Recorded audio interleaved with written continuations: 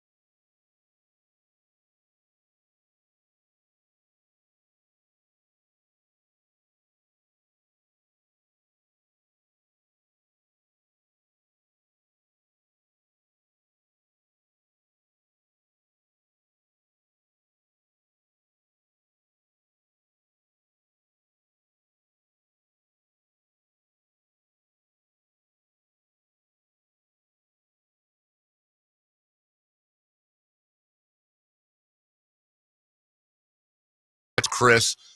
Jason Ross still on his vacation, and he will be back Wednesday. As a matter of fact, Wednesday. He and I won't be strangers passing in the night. He will be back Wednesday, and then I will be gone. And then I think at some point in between me leaving and me coming back, he'll come back. Or he'll leave again, for a week. Chris will leave for a week. Everyone's leaving. And then we'll be full strength, I think, Monday, August 12th. And there you go. I say that for those of you who listen often and every day, and we appreciate you. I say that just because I don't want it lost in the shuffle. And people go, hey, what's going on? All right. Good morning. What a weekend. A lot of stuff to get to today. A couple of guests coming on the program. All right. So let me get right to it. Left the show Friday about an hour early. Was listening a little bit when I could. Good for Chris and Alan. And how did Friday Fun and Games go, by the way? Because I didn't get to listen to that part. What? I didn't get to listen to Friday Fun and Games because I was, Oh, they don't have radios in your car? No, they do, but I was pretty much there. Oh, gotcha. Yeah. That's cool. We did A to Z. Oh, okay. Did it not go well? Yeah, that was cool. No, it's fine. Like, It wasn't anything like... It wasn't anything... Like, oh, you missed when this happened. Right. Nobody... you missed Nate fail spectacularly. I'm a huge fan of Nate failing spectacularly. Good. Thank you guys for that. So got down there to LA. They couldn't find the keys to the car that I had rented. That was neat. It actually took me more time from the time I didn't check any baggage from the time I got to the rental car place until I got my car and I actually exited the airport because of the computer issue. That was screwy. I figured it out. It took me more time to do that than it did for me to fly down there. So it was about an hour and a half of that crap. Got there early enough because my appointment was until 4, and met my sister. She said, "Where do you want to go eat?" And I was like, "Somewhere near the ocean. We're down here." So we went to some restaurant thing, had a burger, and then I couldn't concentrate on eating because I was nervous about what was coming up, and also, I was like, according to Google Maps, I was like 38 minutes away from where I was going. So I'm just kind of tapping my fingers the whole time. She's finally like, just go. Just go, drive. You're going to be early. You can't eat. And I couldn't. I was like picking at my fries. So I get to Sir Patrick Stewart's neighborhood, if you will. and I got there like 30 minutes early. So one can't get there that early. So I basically, it's a tough house to see because, they're all covered up by shrubs and things. Everyone wants their privacy. So I between the Google Maps picture and where I was, I matched him up. I'm like, okay, this is where I'm going to park, and this is where he is. But I can't he's probably got cameras. I don't want to be like circling. So I can't just pull up and just chill. So I'm going to circle around. So I basically drove through the neighborhood. Somebody thought I was some sicko. Driving through all the neighborhood. Obviously, a really cool neighborhood. LA's weird, man. Like you on one block, it's like, here's the freeway, and here's maybe not the greatest part of town, and here's a bunch of stores. And then the very next block, it's like dead quiet. It looks like the Fab 40s here downtown. Everything's like trees and pretty houses and people walking with their dogs. LA is so different. It's much like here. I mean, it is and it isn't. It's just weird because it's just so different block to block to block. I mean, here you've got everything pretty much, Then again, I don't spend a lot of time downtown here. So finally I get there at 3:55 for the 4:00 appointment. And I get all the stuff together and I knock on the door and it takes a couple minutes. And then finally, now I'd never met, obviously I knew who Sir Patrick looked like. I'd never met his wife, but I had obviously Google imaged and, searched and Wikipedia and all that. I want to know as much as I could. And she answers the door and it's like, wow, that is absolutely not what you look like online at all. And so I introduced myself and she asked me to come in and she said, here, just wait right here. Let me go let them know you're here. And then it turned out it was their cleaning person that let me in. It wasn't them. That was the first thing where I was like, okay, that makes a lot more sense now. And then boom, there he is, just in all his glory, in a nice pair of blue jeans and a tucked in button up shirt. There's Sir Patrick Stewart standing in front. Oh, hello. Hello, David. It is so good to communicate with you in person instead of the insufferable zeros and ones on our computers. How was your drive? I mean, that's a quote. Were you there? Did you have a camera? The first thing, or one of the first things he said was, I thought it was going to be at 3 p.m. So I've had a chance. And I was like, what? And it's like, I didn't want to correct him, but I got the time right. Trust me, I got the time right. I even later looked at the emails. The time was right. It was just, he's a busy guy. And I didn't want him to think I was an hour late. So at some point I even said, oh, I had 4. And I even apologized. Like, oh, I don't apologize. I'm an old man. He's very humble. I'm going to get under his skin by saying he's an hour late. Right. Let's start out on the right foot. So he's trying to figure out, he's like, where should we do this? We need, it should be quiet. And he asked if I had a camera crew with me, which instantly made me regret not having a camera crew because I didn't know that was an option. And I didn't. It was just me. So we end up going upstairs to the man's office, which is just littered with, pictures we don't have in our offices, if you will, of him with people and doing things. But, nothing you would, I will tell you this. I didn't see a single, I didn't look that hard, but I looked. I didn't see a single Star Trek thing, not a single, this is a Shakespearean trained actor. I think that's where his head's at, right? He sat down at his desk and I sat next to him, put all my equipment up and then he proceeded to, he had 2 notes and on the whole thing. And he's like, would it be, it was like, he was almost apologizing for would it be okay if I, instead of, and I wanted to be like, you do whatever you want. I'm just here with the mic. I'm not telling you nothing. He starts the whole thing. He gets through it. Anyone who's done voice work, you've done it and been around it. You say something, maybe you don't like that, you repeat it. And, he does the whole thing pretty much on the first run through. And then I'm like, to hear him actually say the words that were written that I've had locked in now for a better part of a month, to hear it come to life with his voice is like watching Da Vinci paint or something. It's just insane. And then he turns to me and goes, I'd like to take another stab at that. And so we do 5 takes, and each one is amazing, but different. And just the things he would switch his tone on. At one point, he was, he said, I asked me my advice, which I was just not prepared for, even though I was prepared for it. And I took a chance. Should I take this role? I got the audio recording now, but now I need to ask you personal advice. Should my wife and I go to Rome this summer? He for somebody like him anyways, and I said, look, forgive me for the reference, but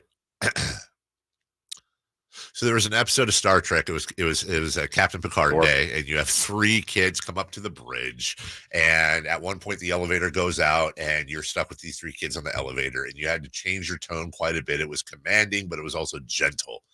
Oh, splendid! I'm just like, great notes. That's it's on the recording, right? Which won't be heard. Did your but computer just come on? this one did. That, if that even counts. Well, this I have to put a password. I think just hit sign in. Just hit sign in. Oh, splendid. So it was great. He was amazing. He's the best.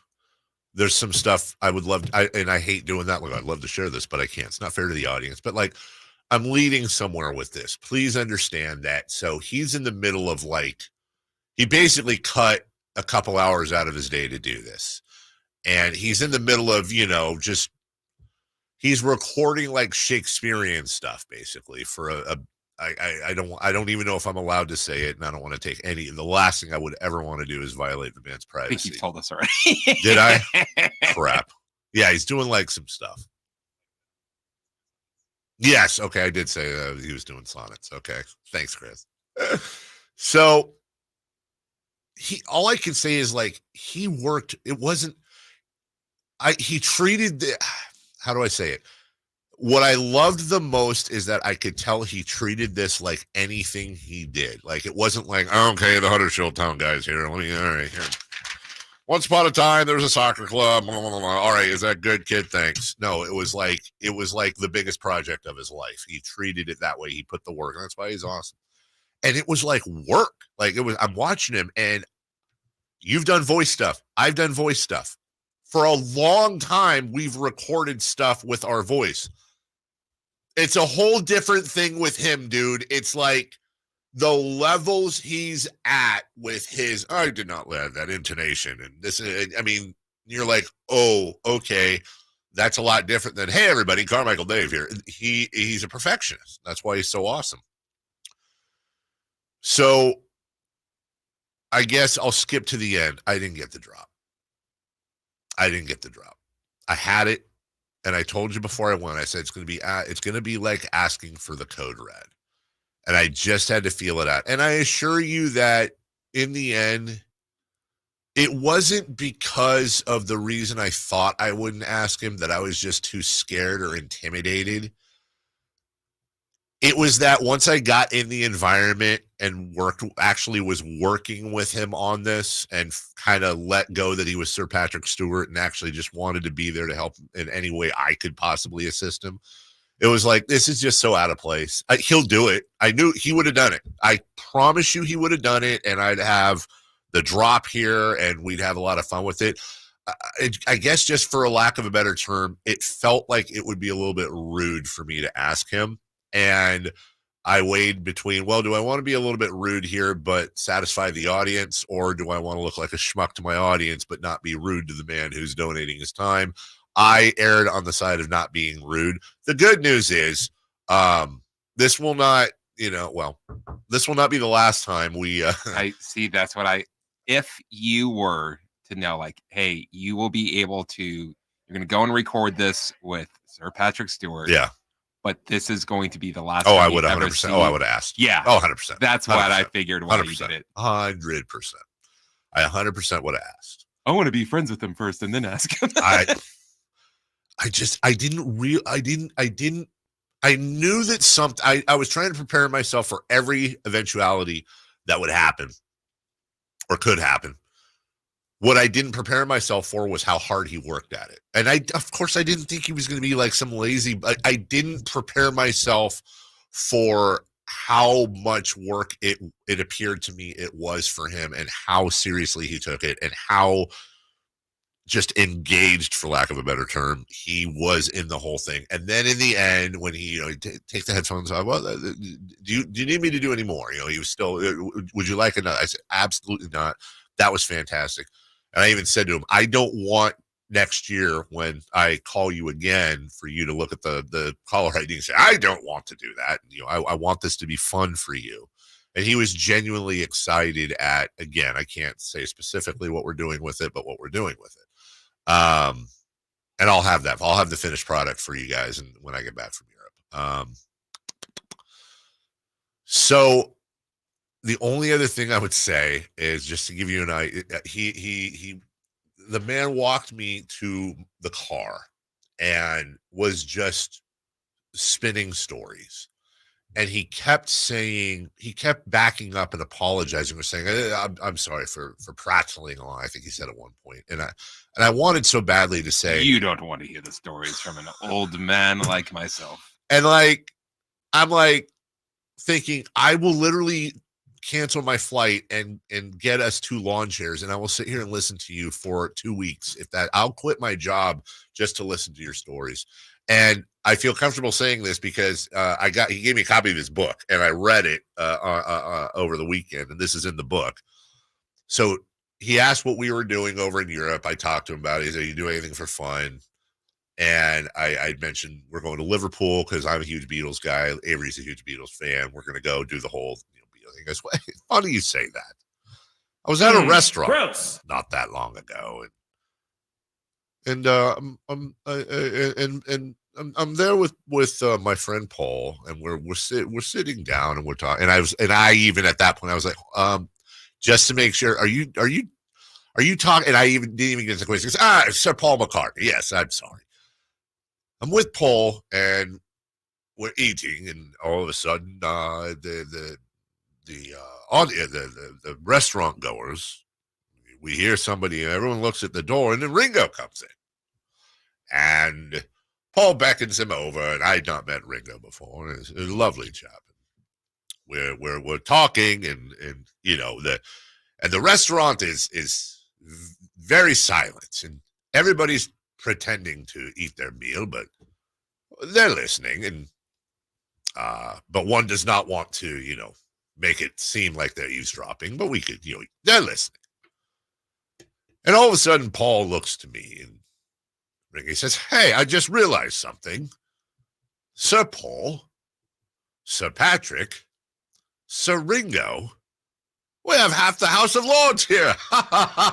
And I'm laughing with him. And Good show. I'm just like, Sir Paul, sir, you were at dinner with the 2 Beatles. That's yeah. Christopher Lott and I went to an MMA fight once. It was pretty cool. One time, John Lennon and I were talking. The sun comes around, and I said, hey, Jude, give me a second. Anyways, I can't wait to share the project. And all I will say is this: the whole don't meet your heroes. I've met some of my heroes that sucked. He is just, quite frankly, the most kind, humblest dude I've ever met for anything close to the stature he was. And I'm really sorry I didn't get the drop, and I know that's going to disappoint some people. I get it, but again, it would have been rude. It would have been rude. All right, we'll take a break. Look, a bunch of stuff coming up today. Garrett Johnston's going to talk to us about the Open Championship. We'll wrap that up. Xander Schauffele with the win there. That's at 7:30. Howard Stutz at 8 o'clock. Nevada Independent's going to talk about where we're at with the Oakland A's as we move a little bit towards that more and more. We'll take a break right now, but we'll come back with leading off next. What's the missing piece for the 49ers? Which names will they add during free agency? Whether it's in season or off season, the coverage never stops. Get the latest 49ers news on Sacktown Sports and sacktownsports.com. At Fisher Investments, we may seem like other money managers, but we're different. Are you really that different than the rest of us? We are. As a fiduciary, we always focus on what's best for our clients. What services do you offer besides investing? We have a team of specialists in financial planning, estate planning, and more. Your clients rely on you for all that? Yes, we ensure clients receive unparalleled service at every step of the relationship. Okay, but you still sell commission-based products, right? No, because we believe that's a conflict of interest. We prioritize service over sales goals. So then how do your fees work? We have a simple and transparent fee that's a percentage of our clients' portfolios. So we do better when our clients do better. Wow, we're more different than I thought. At Fisher Investments, we're clearly different. Learn more at fisherinvestments.com. Investing in securities involves the risk of loss. Let's do it. Leading off, the 3 top stories in the morning. Huge news. This is very important. Here's cut number 1. Let's see if this is a mark or a tap. Xander Schauffele circling around, walking up to the ball. This is going to end it. Xander Schauffele with a par on the 18th hole. He is the winner of the 152nd Open Championship at Royal Troon Golf Club with a score of 9 under par for 72 holes. He is your champion golfer of the year. Yeah, dude.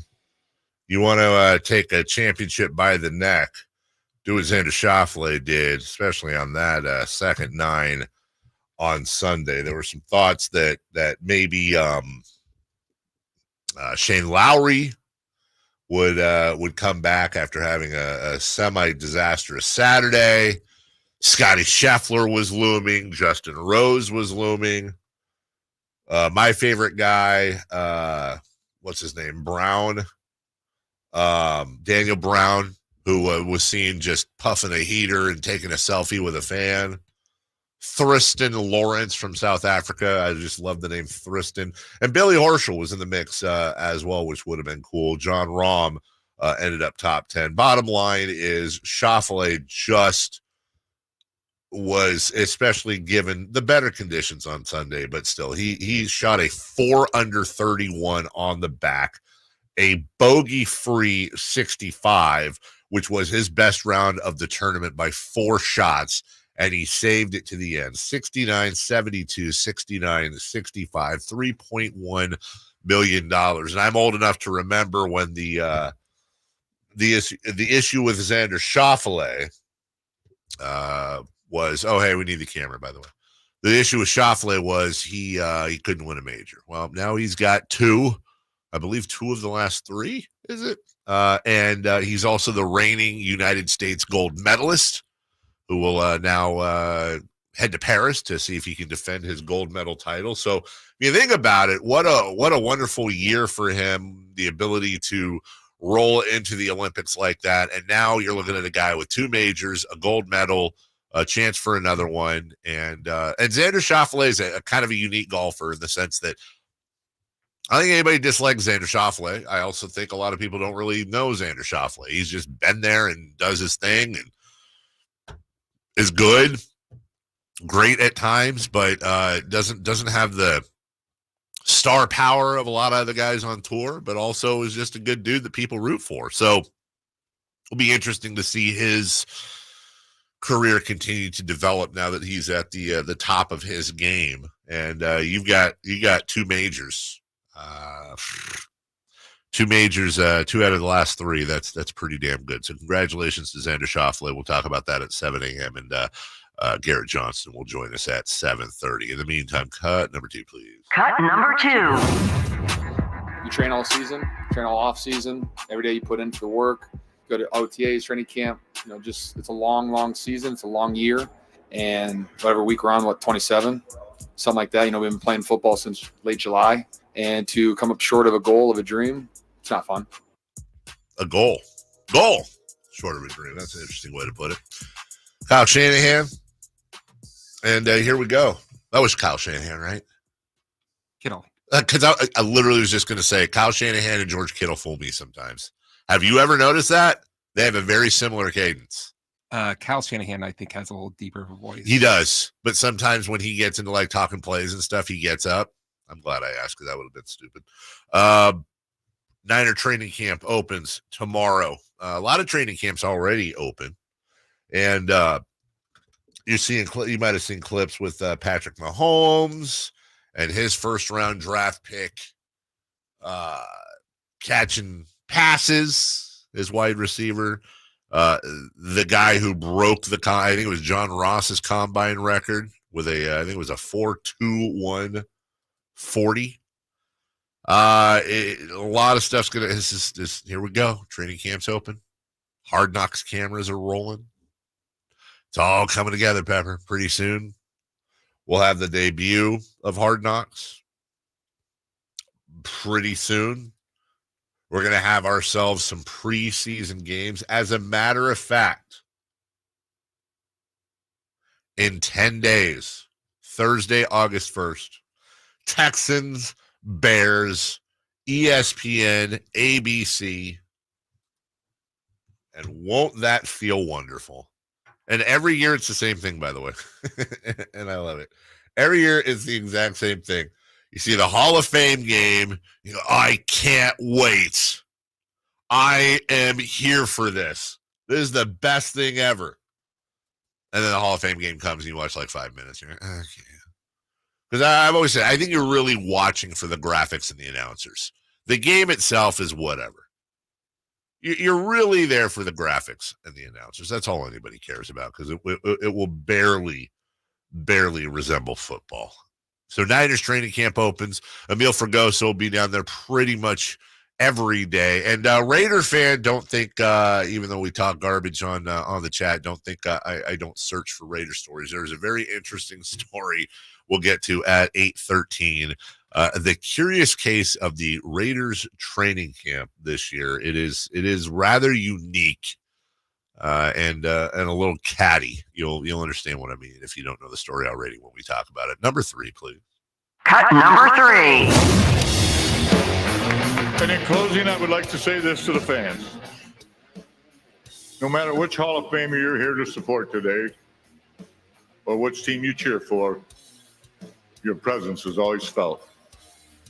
On your feet in the ninth, with the home team clinging to a 1-run lead, turning on your television for the first game of the World Series, and seeing 50,000 fans waving towels, hoping and praying that this may be their year.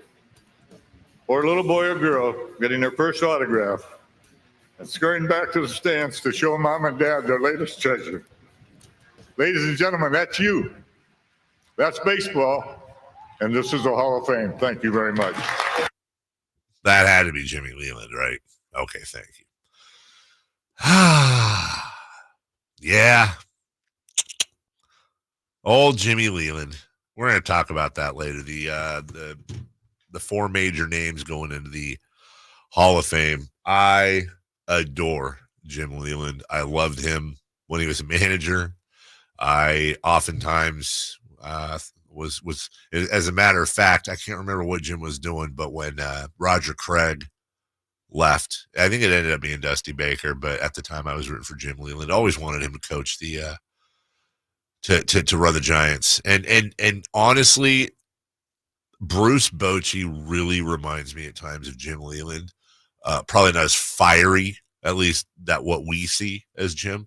And if you want to know what kind of manager Jim Leyland was, just go to YouTube when you get a chance and put in the search bar Jim Leyland Barry Bonds fight. It's not a fist fight, but it was a young Barry Bonds with the Pirates coming into camp and in front of the other players as they were on the field at spring training. Jim just basically tore into Barry Bonds. I'm not dealing with you this year. I'm not doing it. Your ego, this, that. Just shut up. And and let me run the team. Barry just shut up and just got in his face. Jim did not care who you were. He did not care who you were. He would get in your face. He'd tell you where the Barry you-know-whatted. And Barry would later go on to say that that was his favorite manager. And oftentimes when you get in the face of these guys, they respect it. Now, Barry certainly did. We'll talk a little bit more and safer out about those Hall of Fame inductees. We'll take a break right now. When we come back, quick break, 2 minutes. The Kings wrap up their summer league. We'll have some thoughts on all that. Now, where we go from here next. Subscribe to Sacktown Sports on YouTube and watch the Carmichael Dave Show with Jason Ross, Stiles and Watkins, and the Drive Guys. Live Monday through Friday from 6 to 6. Plus view archive shows and exclusive content. Subscribe at youtube.com/Sacktown Sports.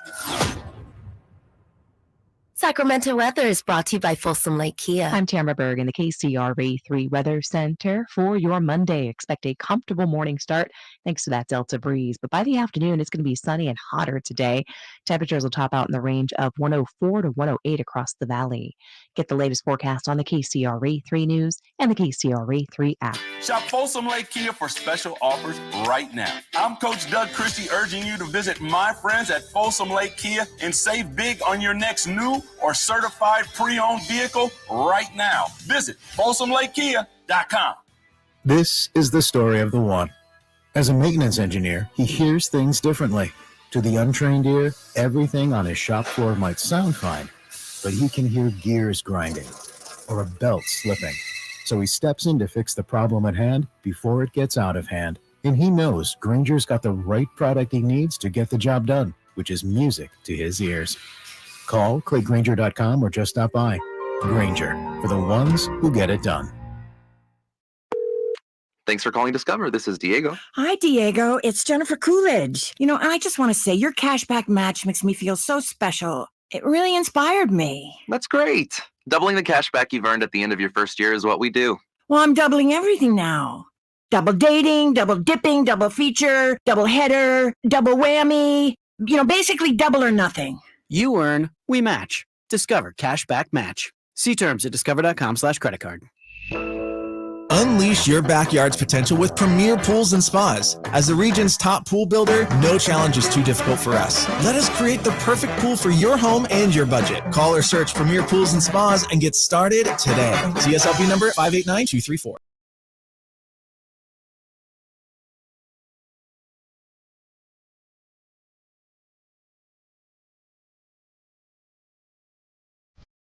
Carmichael Dave Show with Jason Ross. Call or text at 916-339-1140. On Sacktown Sports.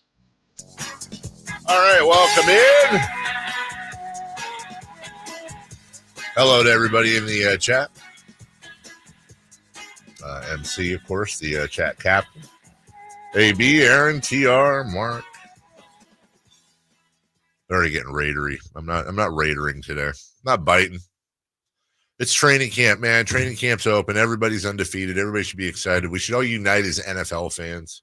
Whether you're a team gunning for a championship, you're a team trying to get into the playoffs, you're a team trying to hit 500, or the Raiders. Either way, we should all be united in the fact that the NFL is right around the corner, and the world is going to be a better place for it. Unfortunately, the NBA is not right around the corner. Summer League has wrapped up, and now the long slog until generally the last week of September, when we have media day. Training camp opens. Let's see, where are we at? So that's it's 2 months, right around 2 months from now, maybe 2 months and a week, depending on. We'll all be out there for media day. We'll have great stuff for you as always. That's where Mike Brown did his famous scream.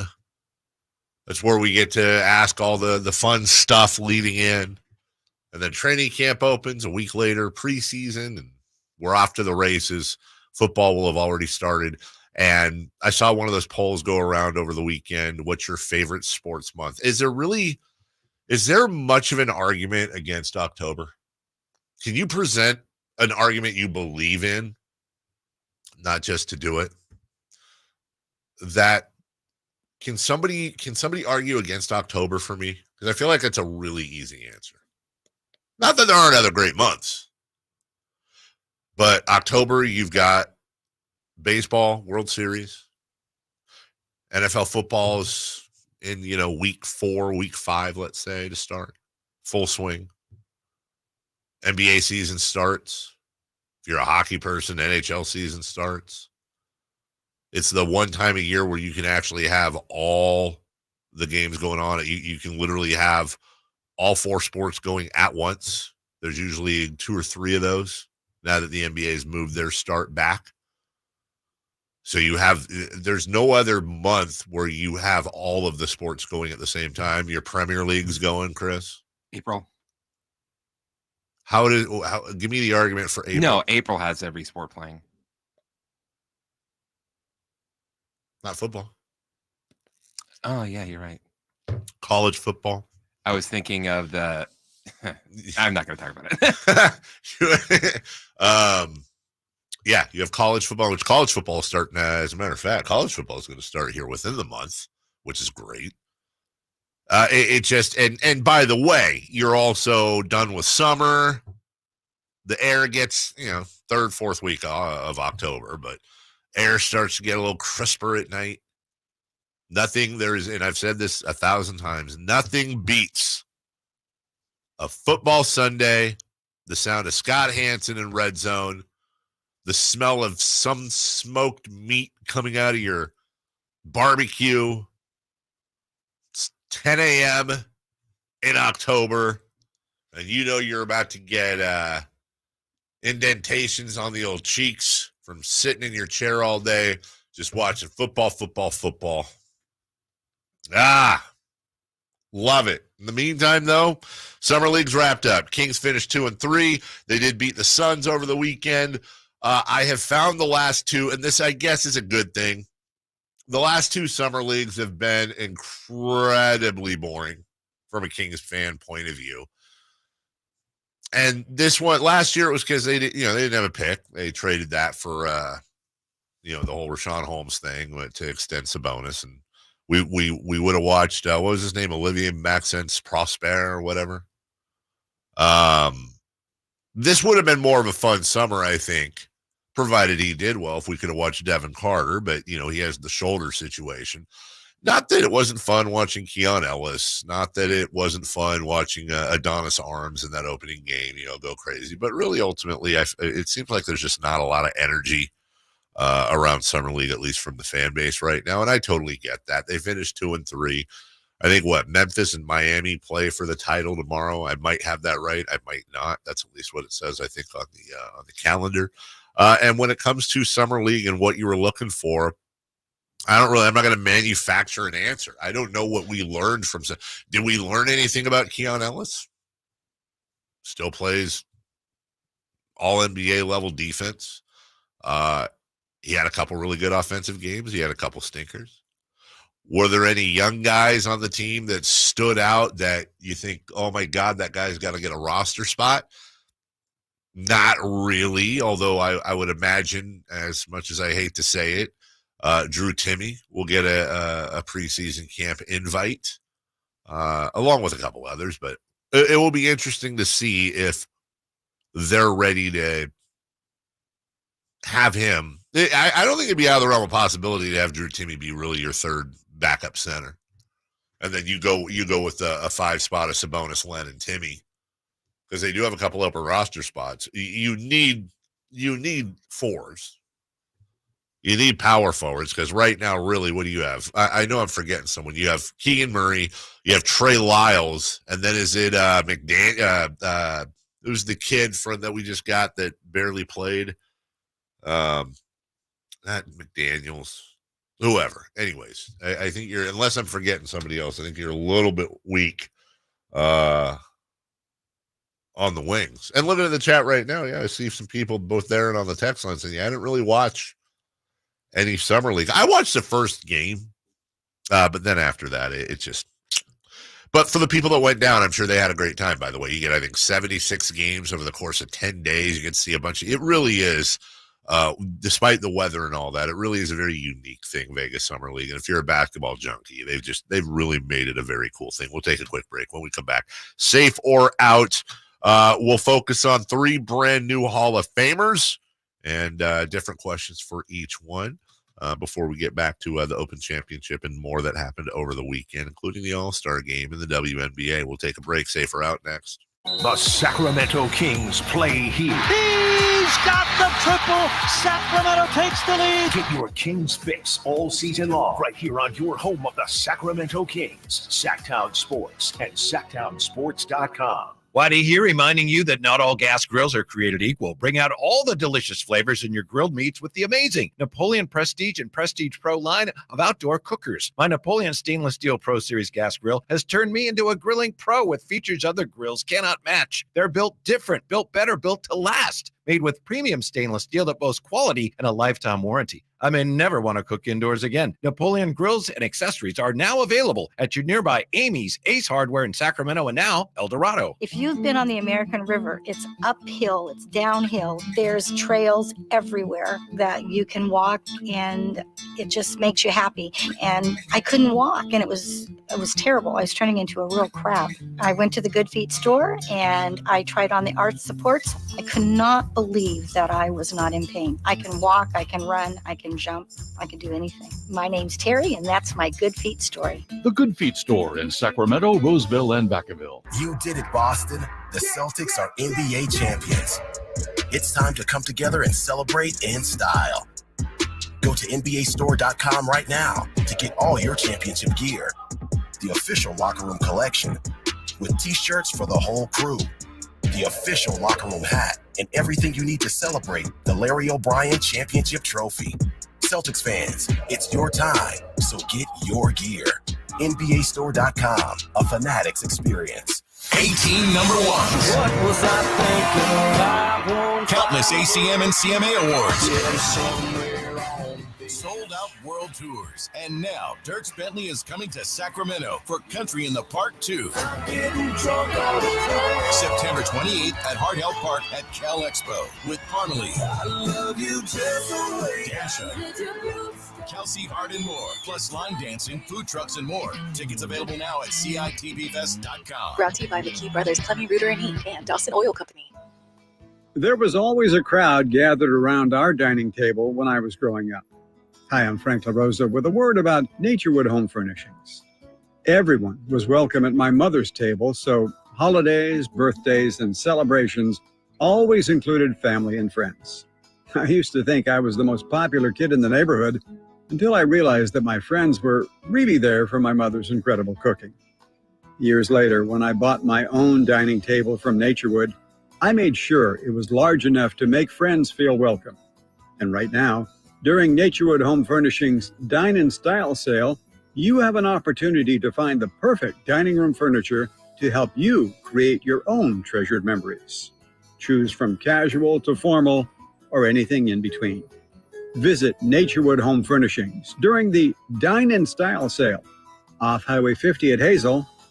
Look for the water wheel.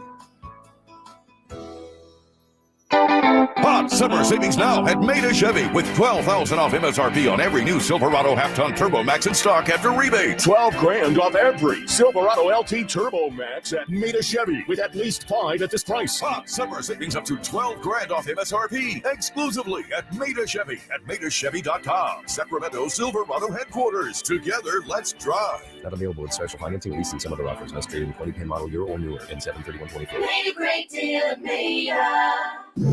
Safe or out? It's time to go around baseball. 3 pitches, 3 swings. It's safe or out on the Carmichael Dave Show with Jason Ross.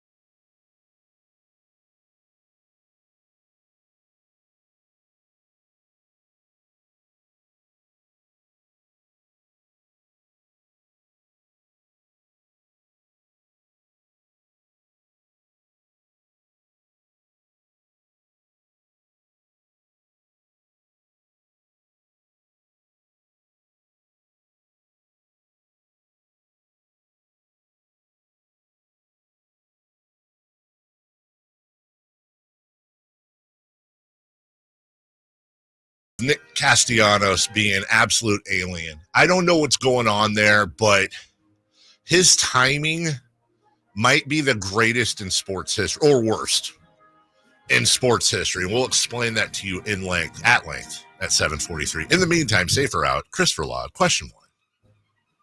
Jim Leyland went into the Hall of Fame yesterday. Where do you rank him amongst modern managers? There's different ways to rank managers, because you can go, okay, well, championships, wins, all the normal stuff. But I combining everything, he does have the hardware. He was very successful, the most successful run the Pirates have had in the modern day. The Bonds Bonilla Sid Bream day, Bonds Bonilla Sid Bream was on the Braves. I love Jim Leyland. I would put him probably in the Mount Rush. It's close, man. I would say I would start with the Whitey Herzog, Sparky Anderson era, Dick Hauser. You've got your modern guys like Bruce Bochy, Joe Madden. I put Leyland top 4 over the last 40 years, though. He's just so damn good. And the pictures of him in the dugout, just chain smoking, mustache, just face looks like a catcher's mitt, all leathered from the sun. There's baseball guys, and then there's baseball guys. Jimmy Leyland is a baseball guy. And to hear his emotion, because he was always an emotional guy, but to hear his emotion in his Hall of Fame speech yesterday was just awesome. He lives and loves the game. And there are guys like that come along not that often, that you just look at them and go, that entire life was dedicated to baseball. Don Zimmer was one. Whether he was a coach or a manager, he was just a baseball guy. Tommy Lasorda, baseball guy. So I would put him on my Mount Rushmore of modern managers. Good for him to get in the Hall of Fame. Well-deserved, long overdue. Number 2, please. Adrian Beltre also went in.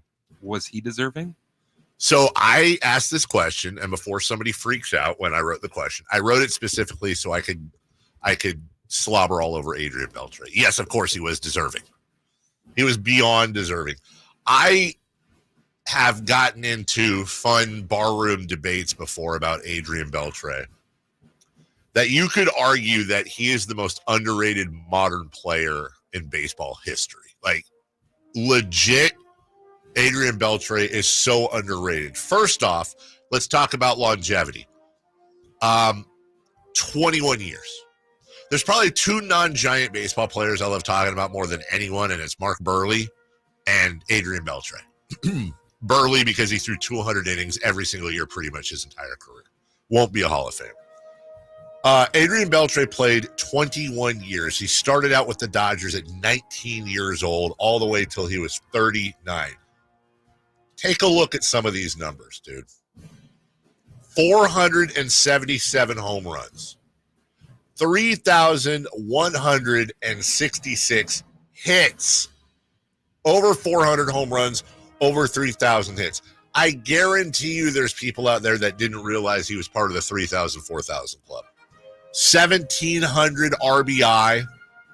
Wasn't really a base stealer, but still had 121. And he had 1, 2, 3, 4, 5 gold gloves. Never won an MVP. Came in second. One year, third, another year.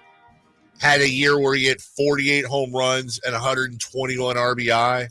But other than that, it was 26 here, 30 there, 18 there, 17 there. And you could say, well, Dave, a lot of this is because the dude played until he was 70 years old. And you're right, longevity adds to those numbers. But you got to play.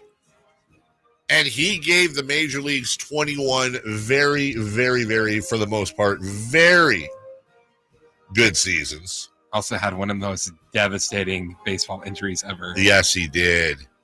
And completely fought through it. Grapefruit size. I love Adrian Beltre. And again, Adrian Beltre is one of those guys where if you can get those numbers to memory or at least be able to recall them, he's a fun guy to bring up. When you talk about all-time third baseman, I mean, Mike Schmidt, Brooks Robinson, that type of all-time third baseman, he's in the conversation. Just nobody really talks about Adrian Beltre that way. But he was a stud, super well-deserving first ballot Hall of Famer. Number 3, please. Todd Helton was another inductee. Where does he stand on your list of favorite Rockies? So I think everybody in every sport, I don't know, maybe they don't. I know I do. Like, there's always another team that I'll watch that's just super entertaining that's not my team. And for a good period in the late 90s, early 2000s, it was the Colorado Rockies. There was an edition of the Colorado Rockies that had Todd Helton, Larry Walker, Andres Galarraga, and Dante Bichette. Didn't have a lot of pitching. Man, that lineup was a blast. And recent revelations about his personal life aside, Dante Bichette was, I loved watching him play. He was just an insanely good hitter. I get they were all playing at Coors Field, but that's not their fault. It still was fun to watch.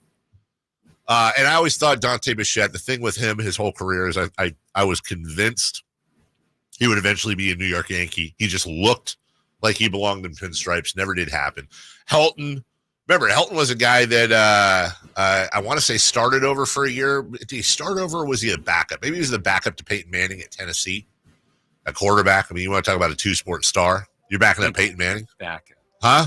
I'm pretty sure backup. I think he was too, because I want to say Peyton probably started his freshman year. But there's a part of me that goes, did Helton start Peyton's freshman year? Either way, it's like when you learn that the Duck Dynasty guy had the starting job at Louisiana Tech, and his backup was Terry Bradshaw. It's one of my favorite sports stories, is that the dad on Duck Dynasty went to Louisiana Tech, was just a natural athlete, was their starting quarterback, and he was good enough to where Terry Bradshaw was his backup. And then one day, dude rolls in and is like, yeah, I'm good with this whole college thing. I'm going to go make duck calls. And he walked off. He quit. He dropped out of everything. He quit. It just wasn't for him. And he went and built a duck call empire, if you will.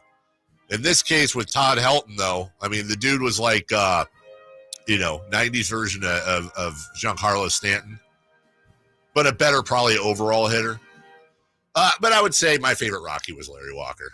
For those who don't remember Larry Walker, forget about it. And by the way, for those who do remember Larry Walker, you're like, yep. Larry Walker was an all-tool athlete. He was so good. Excuse me. And he was part of that exodus from Montreal, where their minor league system was just hitting on all cylinders at one point. And I'm going to skip some, but they had the Andres Galarragas, Larry Walker, Pedro Martinez, Randy Johnson, that all were traded away. It was like the A's before the A's. Larry Walker was such a stud. Played for, I think, 15, 16 years. He has one of my favorite plays where he threw the ball into the stands and then had to go get it because it was the second out. And he was a character as well. Not like John Kruk character, but close. Pretty close. And this was a dude, like, here's one of Larry Walker's years, 1997. My favorite Larry Walker year. Dude batted .366, hit 49 home runs, 130 RBI, and 33 stolen bases. That was the year he won the MVP. He also won the Gold Glove as well to go with the Silver Slugger, 1997. Larry's problem was he could never stay on the field. Didn't have a single year where he played 162 games. His high was 153, and he won the MVP. The way he played was very conducive to injuries. He had 1, 2, 3, 4, 5, 6 of his 17 years, he played under 100 games. But, man, when Larry Walker was on, and when you had that lineup where you had some form of Bichette, Walker, Helton, Galarraga, I'm pretty sure all four played at the same time, at least for a season or two. Good luck, dude, especially at Coors Field. You knew you were giving up double digits. And that was back when the ball was spicy. I got your Todd Helton yes. answer. Entering his junior season, he was a backup to senior Jerry Colquitt and ahead of Peyton Manning, then a true freshman. After Colquitt tore knee ligaments in the season opener at UCLA, Helton took over as the starter. 3 weeks later against Mississippi State, he suffered a knee injury and was replaced by Manning. Okay. So he all right. He wonder if that knee injury doesn't happen. Peyton's still taking over. I think so. Just a matter of when. Also, it makes you wonder, too, would Todd Helton have been in the NFL? Todd Helton also had an ERA of 2.24 with 172 strikeouts and 23 saves for Tennessee. Is that right? Okay, I didn't know he pitched for Tennessee. That's just awesome.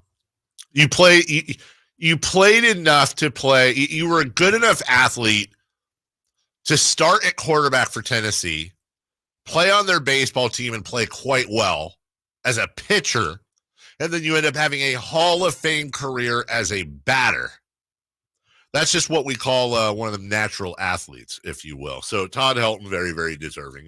That's a really good Hall of Fame class. He has the NCAA Division I record for most consecutive scoreless innings at 47. Really? Yeah. You know what? Honestly, that is a hell of a trivia question that nobody would ever get unless they Googled. He still has the NCAA record for consecutive scoreless innings? According to Wikipedia. Well, if Wikipedia says it, it's true. We'll take a break. When we come back, we got some injuries around the sports world as well. Also, I've heard of protests and ways to protest. This might take the cake, and that's a pun intended, along with the Open Championship as well. We'll take a break on all that. In the meantime, I want to encourage everybody, as I do each and every week, to get yourself a second opinion. If you're doing something with your HVAC system, and Lord knows it's hot, you don't want to screw around at all. That's where you bring in my friends from American Energy Heating and Air. God, I got to get this off the TV. God bless my older brothers, Sep and Kent. Excuse me. I'm going to get this frog out of my throat. I promise. I can't be fun to listen to. But I just, dude, every time I come in here on Monday, they're just destroying a bunch of ducks right now, or pheasants or whatever. And I just looked up while I'm doing this nice read for my friends here at American Energy. And, oh, hey, there's a duck that just got blown out of the air. Nothing against it. I'm not against hunting. Don't get me wrong. It's just not my cup of tea. Sorry. Animal death this early. You don't want to see the death of your pocketbook. Hey, now, get that second opinion with American Energy Heating and Air. Save some money. It's that simple. They've been around since 1981. A+ Better Business Bureau. Serving the greater Sacramento area. They'll come in. They'll beat that offer. And the worst case scenario, they don't beat the offer you got, which I highly doubt. Then you know you got a good offer. It costs you nothing. There's no fee. They'll come to your house, no charge. Check everything out and let you know what they would charge. They beat the offer, boom, you're good to go. That's it. Why not do that? Be responsible. 916-520-9990. That's 916-520-9990. AmericanEnergyAir.com. American Energy.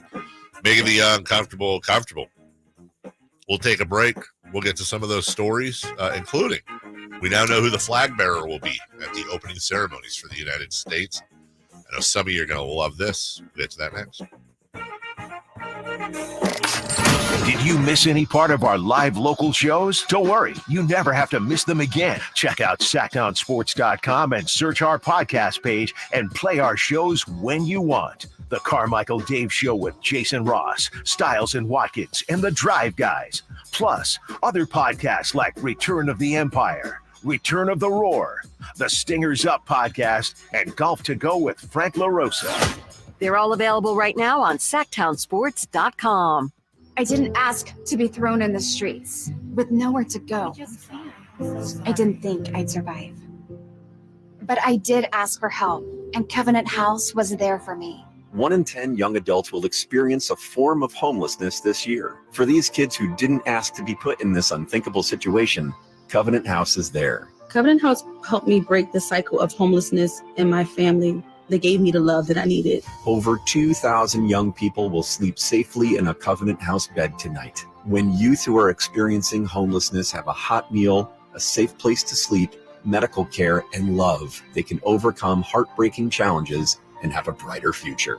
They just really genuinely just wanted to help me succeed, and I'm succeeding. I'm a speaker, I'm an author. Covenant House really helped me and really helped mold me into the woman I am today. If you or someone you love is asking for help, go to safeplacetosleep.org today. At Fisher Investments, we may seem like other money managers, but we're different. Are you really that different than the rest of us? We are. As a fiduciary, we always focus on what's best for our clients. What services do you offer besides investing? We have a team of specialists in financial planning, estate planning, and more. Your clients rely on you for all that? Yes, we ensure clients receive unparalleled service at every step of the relationship. Okay, but you still sell commission-based products, right? No, because we believe that's a conflict of interest. We prioritize service over sales goals. So then how do your fees work? We have a simple and transparent fee that's a percentage of our clients' portfolios. So we do better when our clients do better. Wow, we're more different than I thought. At Fisher Investments, we're clearly different. Learn more at fisherinvestments.com. Investing in securities involves the risk of loss. Only one radio program captures the excitement of hunting and fishing as it happens. The award-winning California Sportsman with Sep Hendrickson. Only California Sportsman takes you where the action is. Live on the water, live in the blind, and live with the top pros and experts in outdoor sports. California Sportsman with Fishing Hall of Famer Sep Hendrickson is your premier destination for all things outdoors. Sep's Saturday Morning Outdoors. Ultimate Bass and California Sportsman, 5 a.m. to 8 a.m. Saturdays on Sacktown Sports 1140. I'm Ken Korak with your Green and Gold Report, brought to you by Xfinity Mobile. Connect to the most reliable 5G network nationwide. Well, the A's first pick in this year's draft is Wake Forest first baseman Nick Kurtz. Now, Kurtz, a 6'5" left-handed hitter, has drawn comparisons to Matt Olson and maybe even Hall of Famer Jim Thome. And even though the A's had the fourth pick in the draft, A's scouting director Eric Kubota said that Kurtz was the first pick on their board. Want to save on some of the biggest names in streaming on the network made for streaming? Now through September 21st, get 150 megabit Xfinity internet for 12 months with a 1-year contract. And for just $15 a month, add the new Stream Saver. That includes Peacock, Apple TV Plus, and Netflix for just $35 a month. Switch at Xfinity.com today. Restrictions apply. Requires paperless billing and auto pay to stored bank account. Equipment, taxes, and fees extra. After promo, regular internet rates apply. Currently $54 a month. Actual speeds vary. Stream Saver requires Xfinity internet or TV and price subject to change. Big O Tires proudly sells our own brand of innovative, newly designed tires, like the Bigfoot AT2 with improved all-terrain traction, and the Legacy All-Season Plus that keeps you on the road in any weather, with every set backed by our ProTech Plus warranty. And right now, get $80 to $100 instant savings on 4 select in-stock Big O brand tires with installation purchase. Now through July 28th. Big O Tires, the team you trust. No carry-outs, not valid with other offers. Eligibility may vary. Disposal fees extra and shop fees extra where permitted. See store for details. From the Power Business Technology Toshiba Studios. Your home for Kings basketball for over 25 seasons. No look, Bibby to Weber, down the lane, flying jam. There's your play of the night right there. It's inside is Sabonis, a two-hand rip. A brilliant pass from De'Aaron Fox. KHTKAM Sacramento. KYMX HD2 Sacramento. Sacktown Sports. The Carmichael Dave Show. He's on the microphone when he's not on the microphone. He's playing a song, and when he's not playing a song, he's on the microphone, and then boom. With Jason Ross. No, he didn't. Yes, he did. Call or text at 916-339-1140. It's the Carmichael Dave Show with Jason Ross on Sacktown Sports.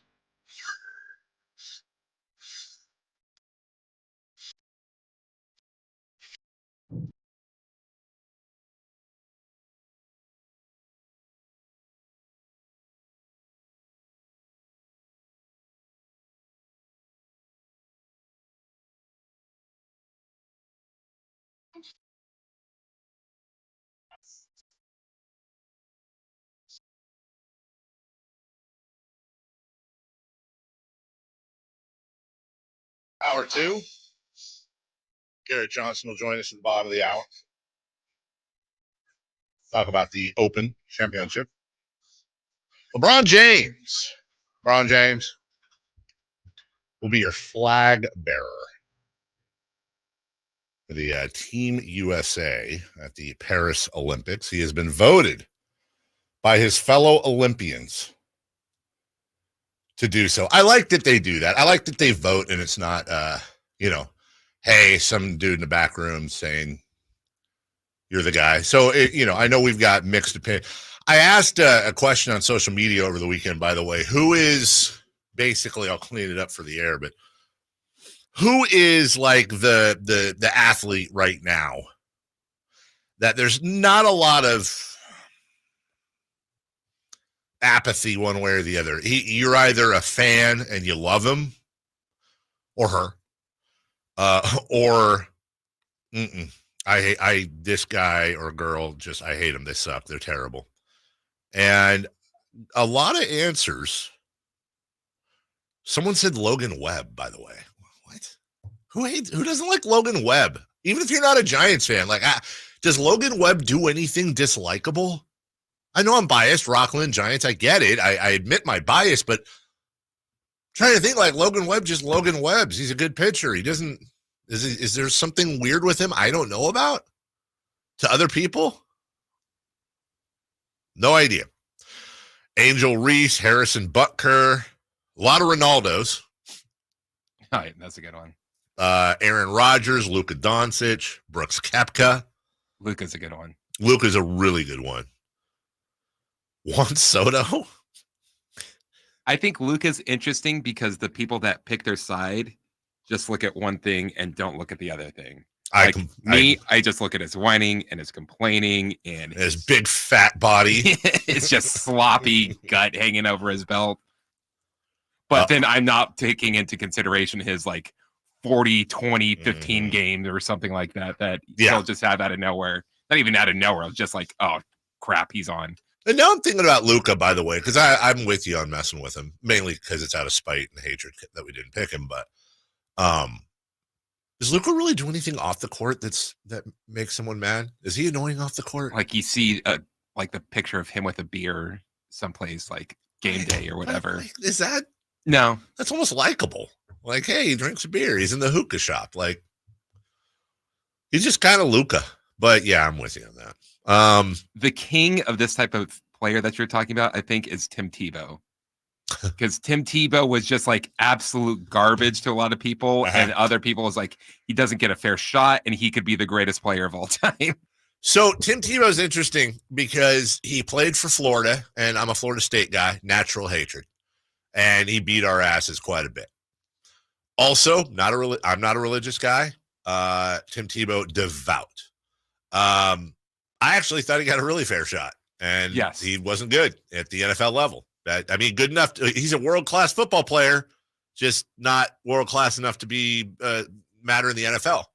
But I'll tell you, he also got a good shot in baseball too.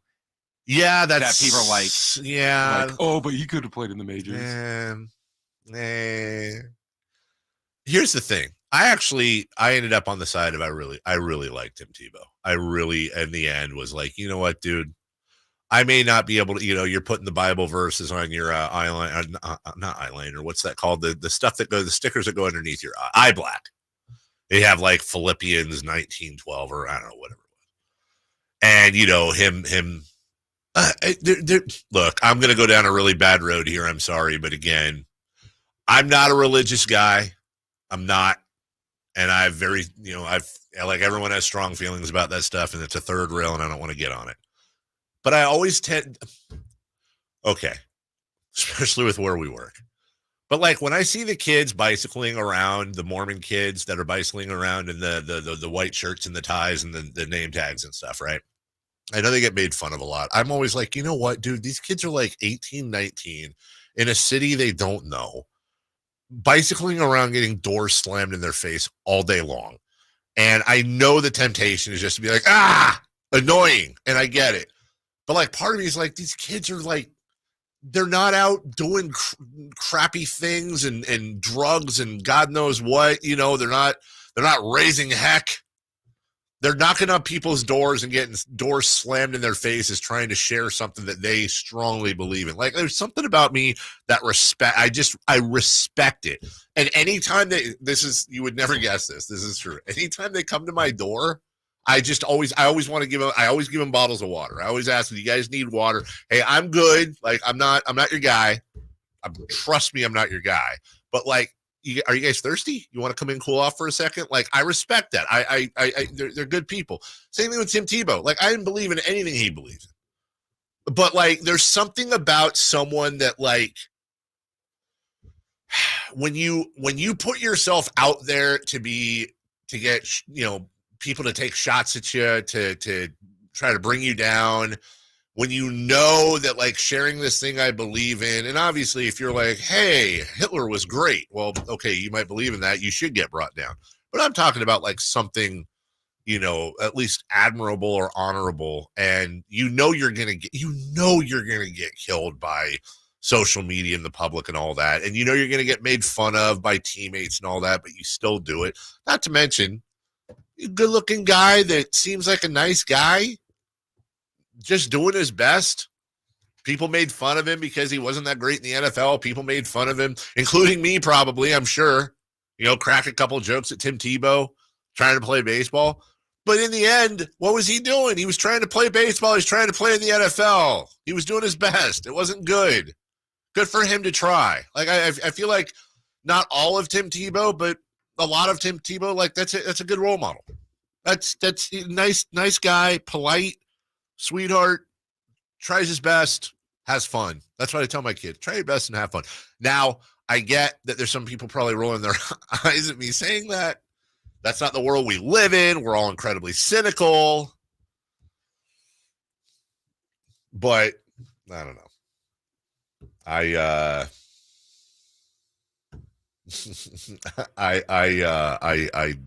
tend to respect that type of thing. The winner of that was, by the way, there were two. Draymond Green was close. Bryson DeChambeau was close. Phil Mickelson was close. Aaron Rodgers was close. We're talking about athletes that you either love or hate. There's no in between. LeBron James, though. And, I don't want to go down the LeBron James road. I like LeBron James. MC doesn't like LeBron James. There's a lot of people that feel the way MC does. There's a lot of people that feel the way I do. I get it. It's fine. But now he's the flag bearer. So I'm sure there's going to be thoughts on that. But the fact that the teammates voted for it, I'm fine with that. LeBron James is arguably the most accomplished, meaningful athlete we've had of the last 20 years. Arguably. And I know there's really good arguments for others. This might surprise you. I don't like it. You don't like the fact that he's carrying the flag? Yeah. How come? I like the fact of it's just like someone's like, oh, this guy is the wrestler for the Greco-Roman wrestling, and I'm not immune to that. He's also a postman in his spare time. Like, I like those type of stories where it's just like, this is cool for LeBron James, but it's not like he's had plenty of other career highlights. How many presidents has he met? I think that's perfectly understandable. I'm with you on that. I do prefer it to be his teammates voted for him. That's fine. Or the other Olympians voted for him. That's fine too. I'm sure there were a lot of other people that got split votes. And then also, this is going to be, I'm sure, his final Olympics. I would think it's funny if there's like a Franken fencing that was just livid. Like, come on. Yeah, right. Who's like, what if he finished second? I hope they don't release the vote tally, because that would suck if it was like Frank Smith biathlon. Now, what if LeBron James says this is a massive honor? I'm super honored, but I'm gonna literally pass the torch, if you will, to little Kimmy Smith, who is on the third leg of the 4-leg women's hurdles relay. Do we appreciate that? Is that a selfless act? Or does here's what everybody's like, oh God, LeBron's trying to do a nice thing and get everyone praise LeBron. I wasn't thinking of that until you told me. That's how it would go, dude. Maybe he'll do the thing where like LeBron's just a funny guy to begin with. And I don't even fault him for it, because his entire life he's had to think about what other people are gonna think about him. LeBron James is a dork. Yes. He's a dork. He just is. He's a dork dad. Yes. He loves his family. He is. He's a dork. And I part of me likes that about him. He is. He's just, every time he tries to be cool, he's not. You know, Taco Tuesday and all that stuff. And I think he knows it. He's like he's like a sitcom dad. Oh man. Last part of his career, that would be incredible. What? Like, of course, there's Cosby has a different connotation now, but if LeBron James had like a Cosby like sitcom. Here's the thing though, you know that's in play, right? Like that's definitely not. He's got a production company. He's acted in movies. I actually didn't think he was that bad in that Amy Schumer one. You know, he's playing LeBron James. How are you going to mess that up? But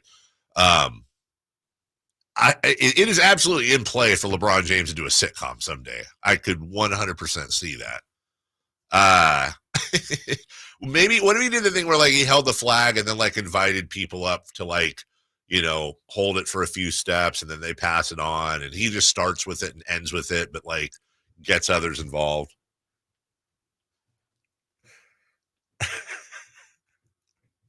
Sorry, I just had to turn. I haven't looked at the chat for a second. I wanted to turn and say, oh, okay, not that much. Oh, Willie hates LaFraud James. There's some people that just hate LeBron James. That's fine. God bless you. We'll take a break. God bless you. That's fine. When we come back, 3 for Madness. Speaking of LeBron James, we need to talk about Team USA. Evan Mobley's rich. And, oh, my goodness, what a time to be a Clipper fan. We'll do that next. You never know what you might hear when listening to a Sacramento Kings game. Out of Keegan, going for another triple. Man, is he feeling it. Keegan, can he do it? Yes, there's number 11, Keegan Murray. Keegan steps back. He just knocked down his 12th three-pointer, a Kings franchise record. He's got 45 points. Never miss a moment of Sacramento Kings basketball with Sacktown Sports and the Sacktown Sports app. We all know what UV rays can do to our skin, but they can also do damage to your car. Keep that from happening with 303 Protectant. 303 Protectant keeps the sun's harmful rays from causing fading and cracking in rubber, plastic, or vinyl surfaces. From the dashboard to the tires, 303 Protectant keeps your car looking new longer. Get 303 Protectant today at O'Reilly Auto Parts. Visit 303radio.com for more information. As a roofer, I'm always on the go. So I need to be able to get things done from anywhere. That's why I partnered with Beacon. With their unique Beacon Pro Plus app, I've got the brands I depend on, like GAF, right at my fingertips 24/7. I rely on Beacon because I never stop building, and neither do they. Now through September 15th, purchase GAF through Beacon Pro Plus and earn up to $1,500. Go to BECN.com or download the Beacon Pro Plus app today. Beacon, always building. 3 questions, 3 answers. It's 3 for Madness on the Carmichael Dave Show with Jason Ross. Here's question 1. Garrett Johnson will join us as he did Friday, but this time we will wrap up the Open Championship. Howard Stutz, Nevada Independent at 8. Talk A's and Nick Castellanos. We're going to talk about his illustrious career and why you should care about the man's timing at 7:43. Also, one quick note. I almost forgot about this. I teased it, and I apologize. Chris, you know soccer matches, there will be protests. The match in the Norwegian top flight between Rosenborg, BK, and Lillestrøm. Great match, by the way. Just two teams. Just amazing. I'm a big Lillestrøm guy. Huge Lillestrøm guy. It was suspended Sunday after fans showed their displeasure with the video assistant referee. The protest started from kickoff. And this is only going to happen in Norwegia, right? Which I believe is the proper term for that area. The fans threw fish cakes on the field because that's what you do in Norway. You throw fish cakes. The protest started from kickoff after a 2-minute bombardment of fish cakes.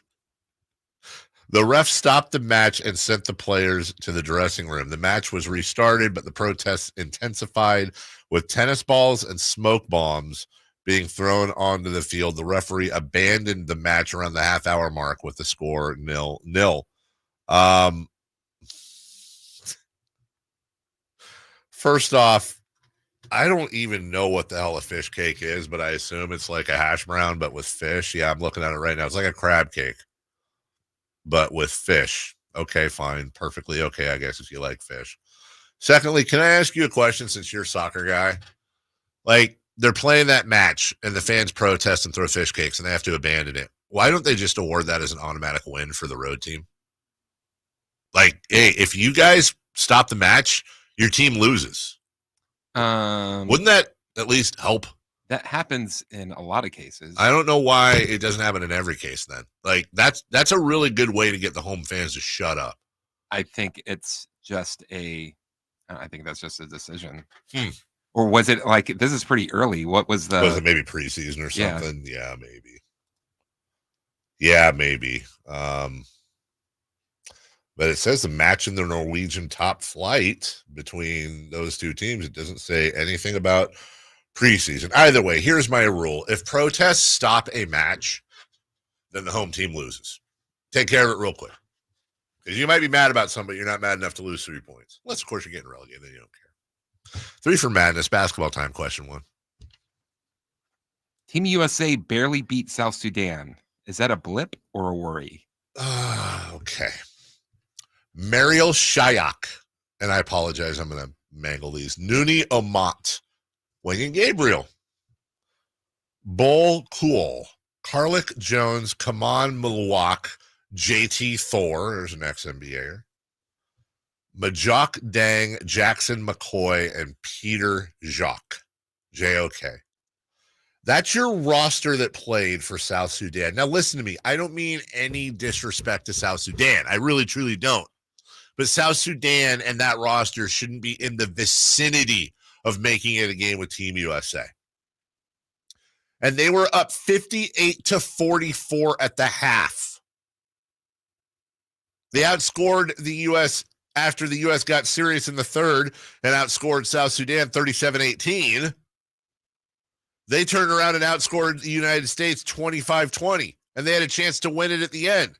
It took a LeBron James layup, tough layup, to give the USA the lead. Now, I get that, first off, one of the names you probably don't recognize, Kaman Mawak, is a 17-year-old Duke commit and projected lottery pick in a year. I also get that this is a pre-Olympics exhibition game, and they're trying to work some stuff out. Dude, you cannot beat South Sudan 101-100. Figure it. Did they lose a bet? Did they all go out drinking the night before? Let me see. Where was it played? It just, come on, man. Olympic tournament kicks off next weekend. Figure it out. Now, they'll figure it out. But how about Tyrese Halliburton in 7 minutes? 1 rebound, 0 of 1. Derek White, 11 minutes, 3 boards, 5 assists. That's why he made the team and not Jaylen Brown. Number 2, please. Question 2. The Cavs' Evan Mobley got a rookie max, 5 years, $224 million. Is he worth it? Isn't that a weird thing? Is he worth it? Is he worth 5 years, $224 million?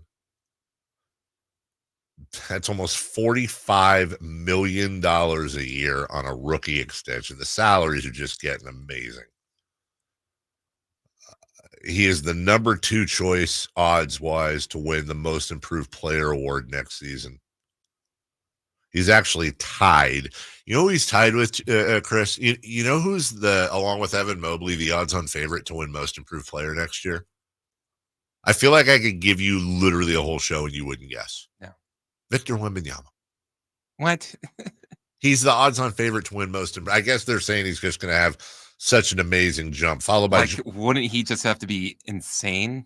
Like literally would have to average like 30, 15, and 4 Yeah, exactly. Anyways, is Evan Mobley worth it? Well, in the market, yeah, because the market dictates worth. And that's the going rate, is a max rookie extension for a guy last year that averaged just under 16 points, 9.5 boards, little over 3 assists, but also almost 2 blocks a game as he's done for his entire career. He averages 1.9 blocks per game. Not a 3-point shooter, obviously, but finished third last year, not last year, but the year before, for defensive player of the year. Is an all NBA defensive first teamer. And he's also just 22 years old. Yeah, he's worth it. But when you hear about it, and by the way, Kings fans, get ready, because you got a couple more years left of Keegan Murray. And it's going to be, we always, everyone talks about the Suns and their window. Well, I don't think it's time to talk about the window yet for the Kings necessarily, but they're going to have to make some pretty interesting decisions at some point. They currently sit 16th in the NBA when it comes to salary. And De'Aaron Fox has 1 more year left on his contract after this coming year. And Keegan Murray will then have a team option going into the year after that at $14.5 million. That's a qualifying offer, which they will obviously extend. Just very interesting to see. Fox is going to be a max player. Sabonis is pretty much a max player. Keegan Murray is gonna get that rookie max, I'm telling you, and that's a good thing. And he's going to be making probably by then $55 million a year. Good for Keegan. Number 3, please. Question 3. The Clippers unveiled the Players Halo board in the Intuit Dome. Going to be the best. Is the Intuit Dome going to be the best NBA arena? Yeah, it is. Now, don't come to me about Madison Square Garden, the history. I get it. And not like, oh, Golden One Center is the best fans. I get it. Dude, if you haven't seen this arena, it's insane. It's going to be one of the best stadiums in the world. I'm jealous. I am so jealous, and we still have the new arena smell in our arena. This thing is insane. I already love that wall of fans. The wall is the best part about it. That is the best thing about the whole thing. But when you look at this Halo board, and if you don't know what I'm talking about, it's tough to describe. Just go on YouTube and look for it. It's like the Rams. The Rams kind of had something like that. Right, where you can see on the outside of it, the inside of it. So wherever you're sitting, you get some sort of a view. Dude, this thing has all the bells and whistles. Did I hear they have little USB ports in every seat? Yeah. Oh my God. And they've got little things on the chairs where you can vote on games and stuff during so sick. Games. That's oh man. So sick. Yeah, it's going to be by far the best arena in the entire league. And I'm here for it, honestly. Staples Center is, I believe this is its 25th. I want to say it opened in 99. I could be wrong. It's at least 25 years old. And it's a fine place. But I am all for, I'm not actively rooting for the Clippers. I don't actively like the Clippers, but I love the Clippers outshining the Lakers. I'm a fan of that. And I'm telling you right now, you're going to get some Laker fans going to the Clippers games just to check it out. And they're going to be like, dude, we can't have this. Yeah, if they made it this is the place to be, they can meet the Lakers. I love that idea because also Lakers ain't going anywhere either. LeBron James is done soon. Even with him there, does not matter. They're not winning titles anytime soon. I'm not saying the Clippers are either. But I'm here for it. I'm here for I don't think the Clippers will ever overtake the Lakers, but it'd be really interesting to see if they won a championship or two. Because that city is full of bandwagoning front runners. How that would work out. We'll take a break. Garrett Johnston will join us next. Open Championship wrap-up for you.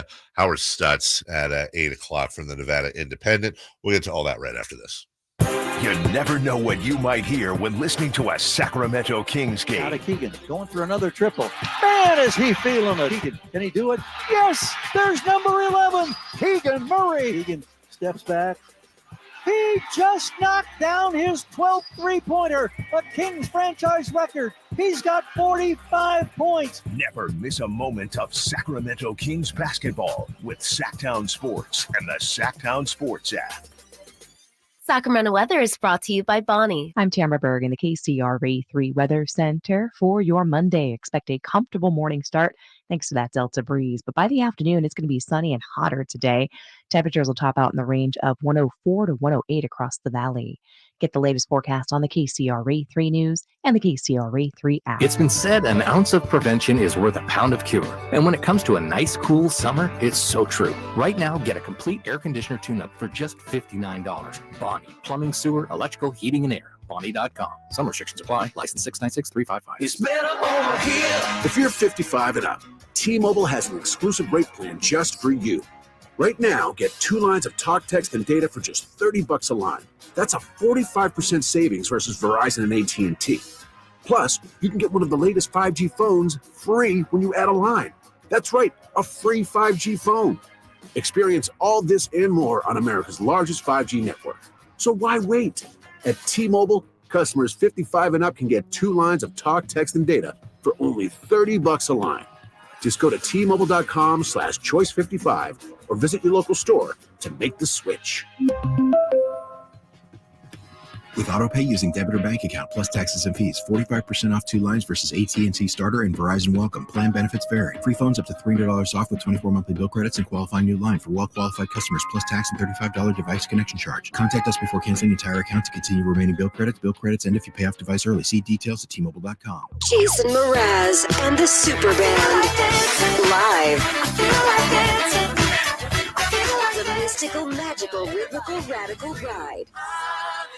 Friday, August 9th, the venue at Thunder Valley.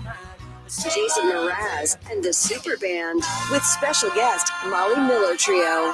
For tickets, visit ThunderValleyResort.com.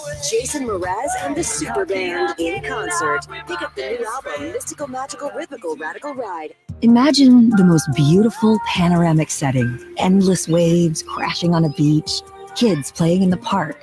Now, right smack in the middle of your perfect picture, imagine just one piece of litter. It doesn't fit, does it? And it simply doesn't belong anywhere. Certainly not in California. Not even one piece. Good news? If we work together, we will change it all. Clean California. Zero litter is the goal. CleanCA.com.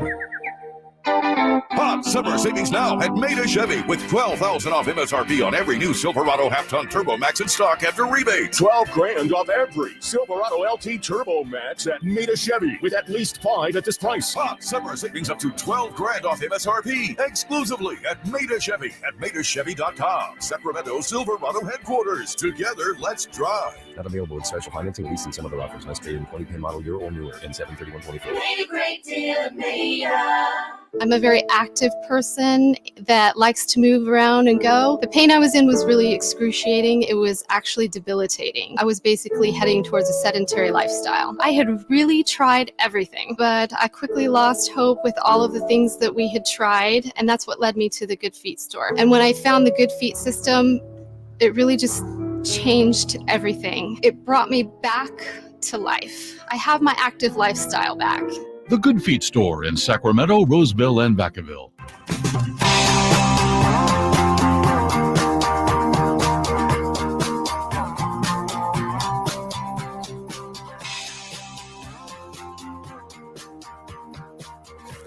Waking you up with the best in local sports. It's the Carmichael Dave Show with Jason Ross on Sacktown Sports. Welcome back. Well, the Open is a wrap. And our next guest texted me yesterday saying, who do you think's going to win? And I said, I can't bet against Scheffler. He's in the mix. And I think he picked, whether with his head or his heart, Justin Rose, who I would have loved to see win, but Xander Schauffele had something to say about that from the Beyond the Clubhouse podcast. He joined us Friday. He is our golf expert, Garrett Johnson. Good morning, buddy. Hey, buddy. I love that. Love that callback. The Saturday night of an Open Championship, it reminds me, Dave, of when the Kings in 2002 during the Lakers series, right? You just want to text, you want to call everybody. Say, hey, what'd you think? What'd you guys think of Game 6? What'd you think of Game 5? And that's what I did with you, man. And it's fun, man. Like, this is really, to me, it's one of the best sporting events of the year. It was just, and your boy, Xander, got it done, huh?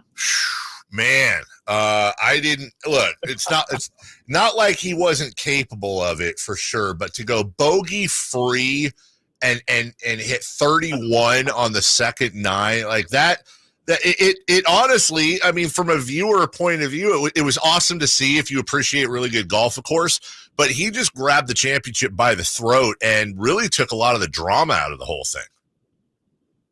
He totally did. Yeah. And especially like later in that front nine, like when it started, I was texting with former Open champs, like on Saturday night, like Marco Mera, remember he won in 98 for his second major of that year, which is one of the last times I can remember somebody getting it done at the Open, that being their second major. But I asked him, what do you think of this leaderboard? He's like, dude, this is as open as I can remember. I'm like, okay, before Tiger then? He's like, yeah, as open as an event before Tiger, like 30 plus years. That's what it felt like entering the day, Dave.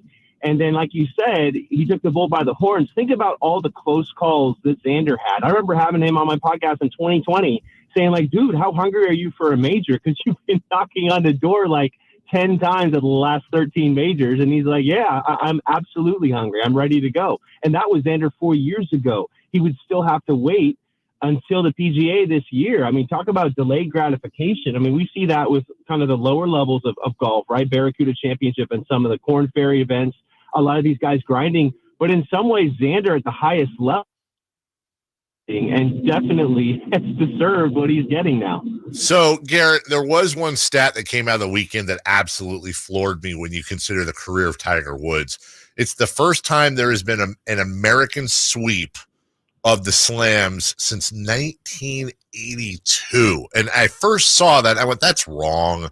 There's no way, because I know Tiger didn't have this, he had the Tiger Slam, but that meant that the odds of it being a non-American to win the one other that he didn't get that year. 1982, the first time there's been a sweep, and they've now won, Americans that is, have won 7 straight majors. So that, of course, that means we've just got to kill it at the President's and Ryder Cup from now on, right? Of course. Right. Well, that means there's no excuse. Like, you got to win in New York at Bethpage. There's no, you've got to get it done. And honestly, when we see guys, that's an amazing record you just mentioned. I was born in 84, so I have no idea what that year in 82 looked like. But Billy Horschel, man, I love the fight. I know he didn't win. And same thing for Rose. There's got to be good takeaways from it, right? Yes, there's some negatives. But Billy Horschel's fire, man. Like, I spoke with him last month at Jack Nicklaus's tournament. And I said, well, dude, you just mentioned you're jacked up every time you live for the big moments, okay? So how do you manage your emotions? He said, well, I just have to let it all out. You know what I mean? Like, that's just what I do. And you can see he's almost like he's a basketball player. You know what I mean? Like, he's playing golf, but almost at a level that calls back to Keegan Bradley in 2012 at the Ryder Cup. You remember that? Yep. And just how fired up he got with Phil Mickelson. And it was like they were playing basketball out there, Dave. Like, it felt different. And I think a lot of this points now, the Ryder Cup and this American surge, what's going to happen at the Ryder Cup? I would love to see Billy Horschel and some of this passion on that team. Garrett Johnson with the Beyond the Clubhouse podcast joining us. Schauffele is now in second place in your points total for the FedEx Chase. Just a cool 2,500 points behind Scotty Scheffler, who's going to have that big lead wrapped up for him. Just another little stat I found interesting as well.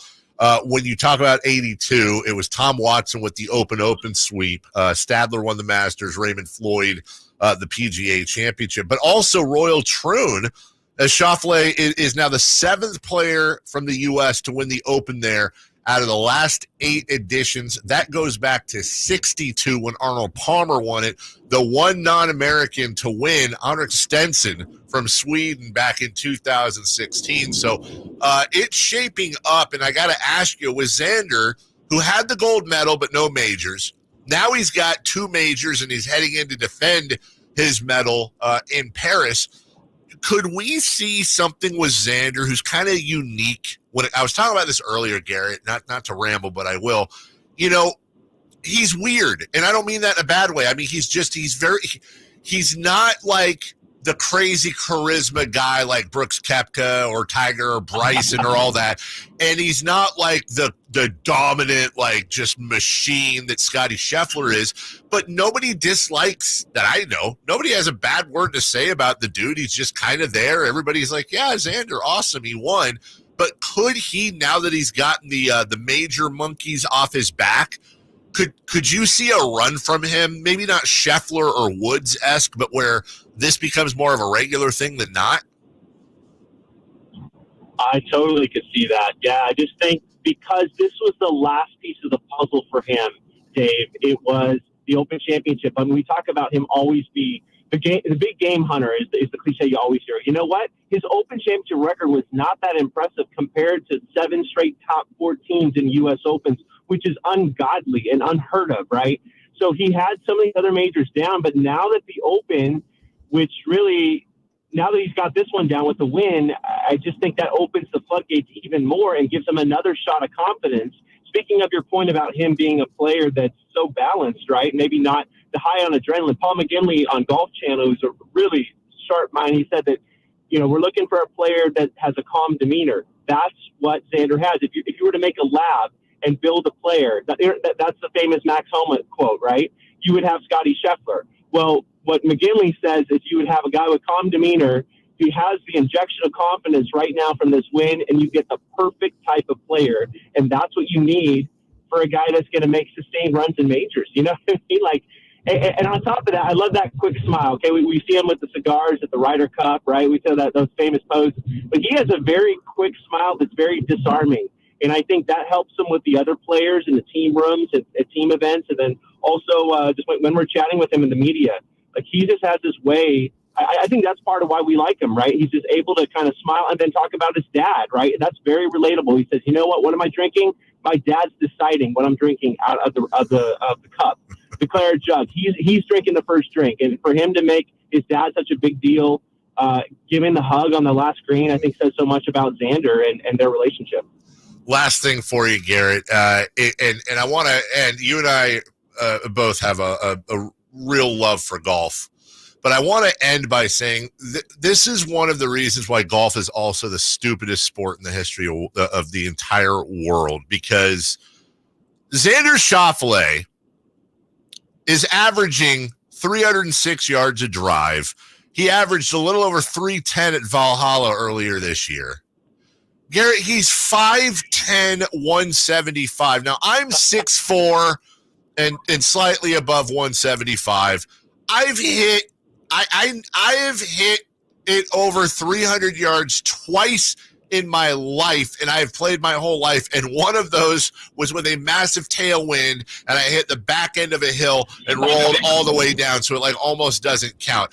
This dude is 5'10" and looks like a barcode if you had a bunch of him standing side by side, and he smashes the ball. I get it. There's a science. I get it. But I still don't understand it, man, how a little pipsqueak like Xander Schauffele can just smash the ball like he does.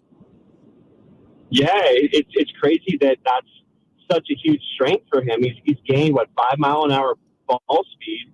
And we hear that, we're like, well, whatever, 5 mile an hour. But apparently over the last 3 years, that has really helped his distance. And, you know, that was kind of the last piece of that puzzle for his game too, right? He doesn't have a weakness. That's what a lot of people agree on. Randall Chambly, Paul McGinley, a lot of the folks on Golf Channel, he just doesn't have a weakness. And even when I ask him about things like chipping, I'm like, dude, like, how are your chipping stats so good? And he's like, well, don't go after the pin. Don't be short-sighted with your misses, all right? That's going to help your chipping stats. It sounds simple, but if you can just kind of take your medicine, go after the middle of the green, that's going to help, players at home, the Carmichael Daves and the Garrett Johnsons of the world at home. So it's impressive, man. Like his distance. What I will say about shorter guys, I asked Hale Irwin at PJ Championship in St. Louis. I said, dude, what is it about shorter guys like Brian Harmon? How are they able to get this done and compete at this level? He said, you know what? You can measure distance in this sport. You can measure accuracy, but you cannot measure your heart, period, full stop. And I think there's a lot of heart with Xander Schauffele. I think that goes a long way, too. He's driven, man. He's ready to defend this gold medal. And this caddy, Austin Kaiser, who's just the craziest Denver Broncos fan you ever met, he spoke with his wife and got emotional when they won the gold medal. He said that's where he lost it, was when he talked to his wife over the phone. They are such a great tandem. San Diego State alums, such good guys. It's fun to see them together. Well, I'll leave you with this, Garrett. That's a ton of good stuff. You mentioned how close he is with his dad, what a great role model his dad was for him. Little known fact about Xander Schauffele, he loves him a cigar, and it says here that his father introduced him to cigars at the age of 10. So maybe we're age of 10, Garrett. He's smoking cigars. Yeah, you got to love that. Well, he's an all-timer. You got to give Stefan Schauffele. I mean, this guy is a legend, right? Yes. I mean, it's amazing. He's living his Olympic dreams through his son. I mean, what a blessing for his dad. That is Garrett Johnson, always good with us on the Golf Talk, if you will. Check out his Beyond the Clubhouse podcast, where he's talking to Justin Rose and Xander Schauffele and Billy Horschel and all the biggest names in golf at Beyond Clubhouse on Twitter. Thanks, buddy. We'll talk to you very soon, and let's have some fun for that FedEx Cup. All right, brother. Sounds good. All right, take care. It's Garrett Johnson. We're way late for a break. 5'10", 175. It's at 310. Let's get out of here. When we come back, Nick Castellanos is an alien. 100% confirmed. We'll explain why next. The only place you'll find De'Aaron Fox is Sacktown Sports. Spins away from the defender, in the paint, soft floater. That's a great play by De'Aaron Fox. Hey, Sacramento, it's De'Aaron Fox, and you're listening to the home of the Sacramento Kings, Sacktown Sports. Your local sports leader.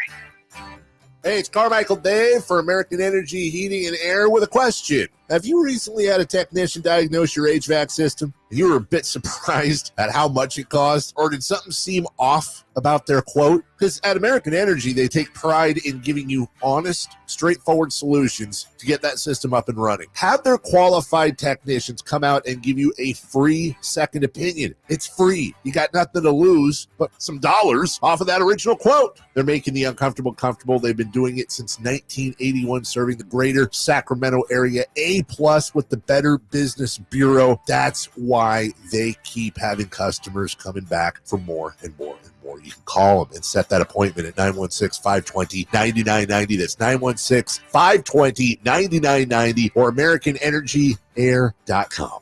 Call 916-520-9990 now. This is the story of the one. As a maintenance engineer, he hears things differently. To the untrained ear, everything on his shop floor might sound fine, but he can hear gears grinding or a belt slipping. So he steps in to fix the problem at hand before it gets out of hand. And he knows Grainger's got the right product he needs to get the job done, which is music to his ears. Call, click Grainger.com, or just stop by. Grainger, for the ones who get it done.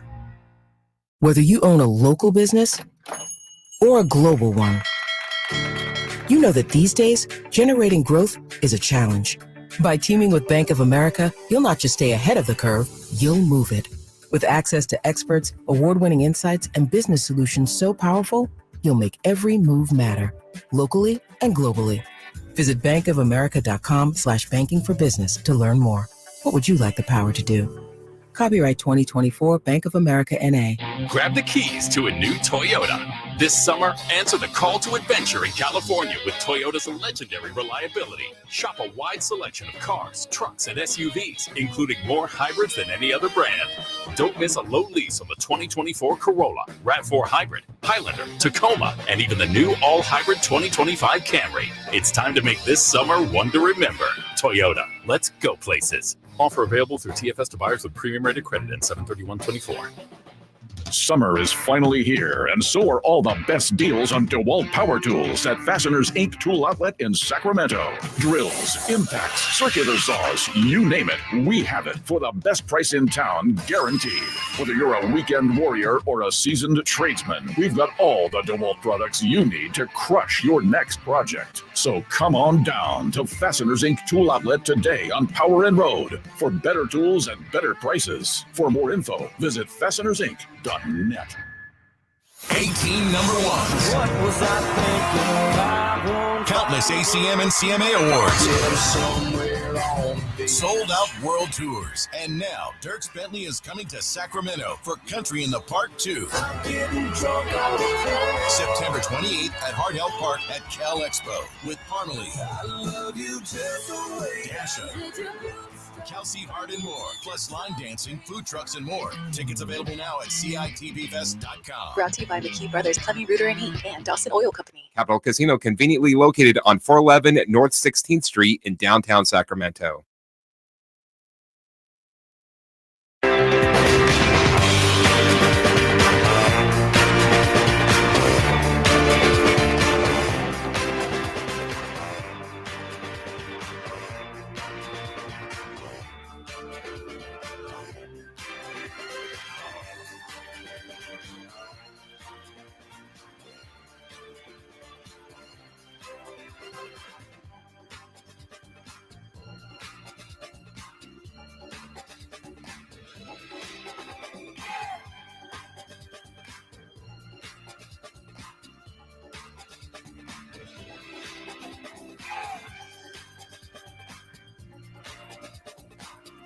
Only place in the morning to get your sports fix. Live and vocal. The Carmichael Dave Show with Jason Ross. Nick Castellanos is he's an alien, man. He has this habit of hitting home runs during significant events, or shortly thereafter, I should say. Somebody compiled a list finally, because it's one of those where it's like, is that really a thing, or do we just notice it because it's in the zeitgeist? I have a list of times that Nick Castellanos hit a home run that matter to this narrative. There was a broadcaster that used a homophobic slur on a broadcast. That might be the most famous one. That's what really kicked this whole thing off. The broadcaster, was that Tom Brenneman? Correct. Want to make sure I get that one right. Was in the middle of an apology, which has now become a meme. Was apologizing for what he said. And then in the middle of the apology, just terrible or great timing, depending on what perspective you're at. There's a long drive to left field by Castellanos, and that's now been used a billion times. Fernando Tatis suffered a career-threatening injury. Castellanos immediately hit a home run. He hit a home run directly after a ballpark eulogy for a World War II veteran. A 9/11 tribute package ran in the ballpark, and he immediately hit a home run. The opposing team's coach pregame made a public apology for getting a DUI. He hit a home run. Remember when Will Smith slapped Chris Rock at the Oscars? 10 minutes later, Nick Castellanos hit a home run. By the way, some of these are like really serious. I'm not making fun. I'm just stating this. These are just facts. Former quarterback for the Washington Commanders, Dwayne Haskins, the day he passed, Castellanos hit a home run. A Memorial Day tribute package ran in the stadium. Castellanos hit a home run. The PA announcer died. The eulogy happened. Castellanos hit a home run. The team's owner announced he had cancer. Castellanos hit a home run. It was announced in every ballpark that Vin Scully had just passed away. Guess what? Castellanos hit a home run. You see where I'm going here. An hour after the death of Queen Elizabeth, Castellanos hit a home run. The bridge collapsed in Pittsburgh that day. Castellanos hit a home run. The Ocean Gate submarine imploded. Same day, Castellanos hit a home run. 3 other celebrity deaths. He hit a home run on that day. He's hit 2 home runs on the anniversaries of Hiroshima and Nagasaki. When former President Donald Trump, the assassination attempt last Saturday, or a week ago Saturday, Castellanos hit a home run. President Joe Biden withdrew from the race yesterday. Castellanos hit a home run. And if you want to take a guess at what happened the day the United States announced that they got Osama bin Laden, Castellanos hit a home run. You're talking about figuring out if it was real or not. The proof that it is real is that different betting sites were capping Castellanos home runs. This is 100% true, Chris. You're 100% right.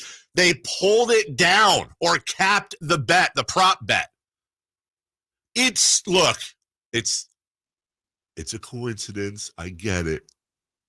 I like a good conspiracy theory like everyone else. It's a coincidence. I get it. But oh my God, is it? Like if there's a conspiracy theory I'm buying into, it is the Nick Castellanos conspiracy theory. He's got to be aware of it. His teammates have to tell him. He's got to know. Hey, Joe Biden dropped out today, dude. Looking good. Yeah. If I'm a pitcher, I've got to know. If something big happens tomorrow and I'm pitching for the opposing team, it's 4 balls and take first base, buddy. Because apparently Nick Castellanos turns into a second coming of Barry Bonds. It's like literally my favorite stat of the day, if that's even a stat. Howard Stutz writes for the Nevada Independent. We're going to talk about the A's down in Vegas, what's going on with the financing and the general mood for the A's down there. Before we get to Niner training camp opening tomorrow and the curious case of the Las Vegas Raiders training camp this year. We'll get to all that after this. The NFL's leading rusher plays here. The handoff to McCaffrey, walks in the end zone. Handoff to McCaffrey, takes it right down to the goal line. He does his thing again. McCaffrey goes in motion right. Backwards pass led by Juszczyk. A block there. Hurdles a man. 10-5. Touchdown! CMC! You can hear all of Christian McCaffrey's touchdowns on your home for 49ers football. Sacktown Sports. I didn't ask to be thrown in the streets with nowhere to go. I didn't think I'd survive. But I did ask for help, and Covenant House was there for me. 1 in 10 young adults will experience a form of homelessness this year. For these kids who didn't ask to be put in this unthinkable situation, Covenant House is there. Covenant House helped me break the cycle of homelessness in my family. They gave me the love that I needed. Over 2,000 young people will sleep safely in a Covenant House bed tonight. When youth who are experiencing homelessness have a hot meal, a safe place to sleep, medical care, and love, they can overcome heartbreaking challenges and have a brighter future. They just really genuinely just wanted to help me succeed, and I'm succeeding. I'm a speaker, I'm an author. Covenant House really helped me and really helped mold me into the woman I am today. If you or someone you love is asking for help, go to safeplacetosleep.org today. You hope that you're never in a situation where you need representation, but if you ever are in that spot, you certainly want someone you can trust. And I'm sure you've seen all those lawyers on TV that just quickly process through case by case by case. Well, how about someone that's right here, that is local, that cares about you, cares about their own name and their brand, but certainly cares about our community? So if you're in that spot where you need representation, I suggest Jonathan Gonzalez at the Gonzalez Law Offices. He's right here in downtown Sacramento. And again, doesn't count you as just one of those many case after case after case. He will put in the time, put in the effort, get to know you, and is here to help. Whether it's wrongful termination cases, expungements, car accidents, whatever and wherever you feel the need for representation, I suggest you contact saclegaldefense.com or call them at 916-304-9187. Again, that's the law offices of Jonathan Gonzalez at saclegaldefense.com or 916-304-9187. There was always a crowd gathered around our dining table when I was growing up. Hi, I'm Frank LaRosa with a word about Naturewood Home Furnishings.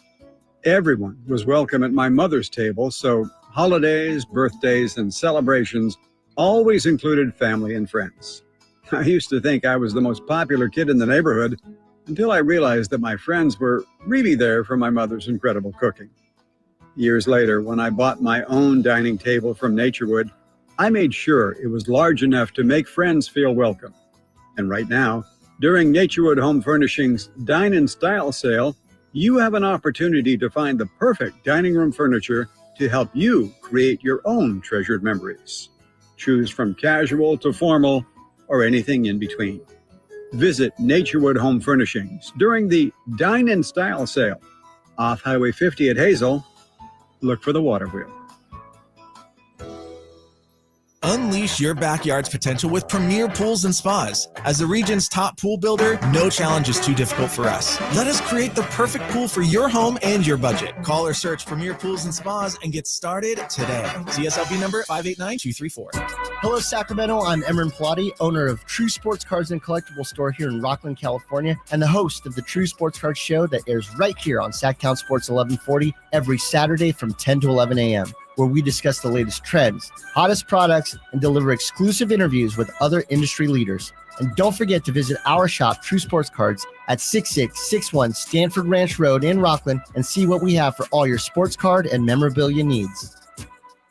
KHTKAM Sacramento, KYMX HD2 Sacramento.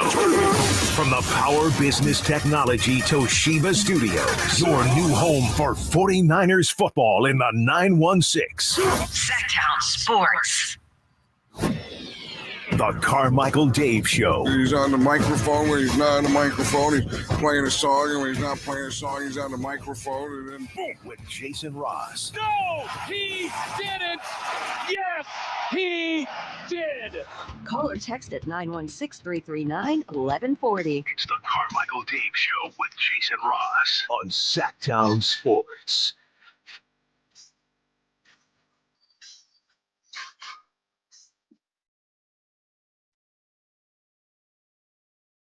We've obviously been keeping tabs on the A's, soon to be the A's, and then the Las Vegas A's. At least that's where it's seemingly headed. Howard Stutz writes for the Nevada Independent, amongst other publications. You can see his work. He's kind enough to join us this morning to give us the view from down there. Good morning, Howard. How are you? I'm Dave. Thank you for joining us. Good morning, Dave. Thanks for having me on. I appreciate being on in Sacramento. Well, you know, it's interesting times up here, and it's confusing to some, myself included. I am a native Sacramentan. I am over the moon about Major League Sports being in my hometown, being that we have, you know, the Kings and the Sac Republic, if you will. The more the merrier. But this one's a little bit funky because it's John Fisher, so of course it is.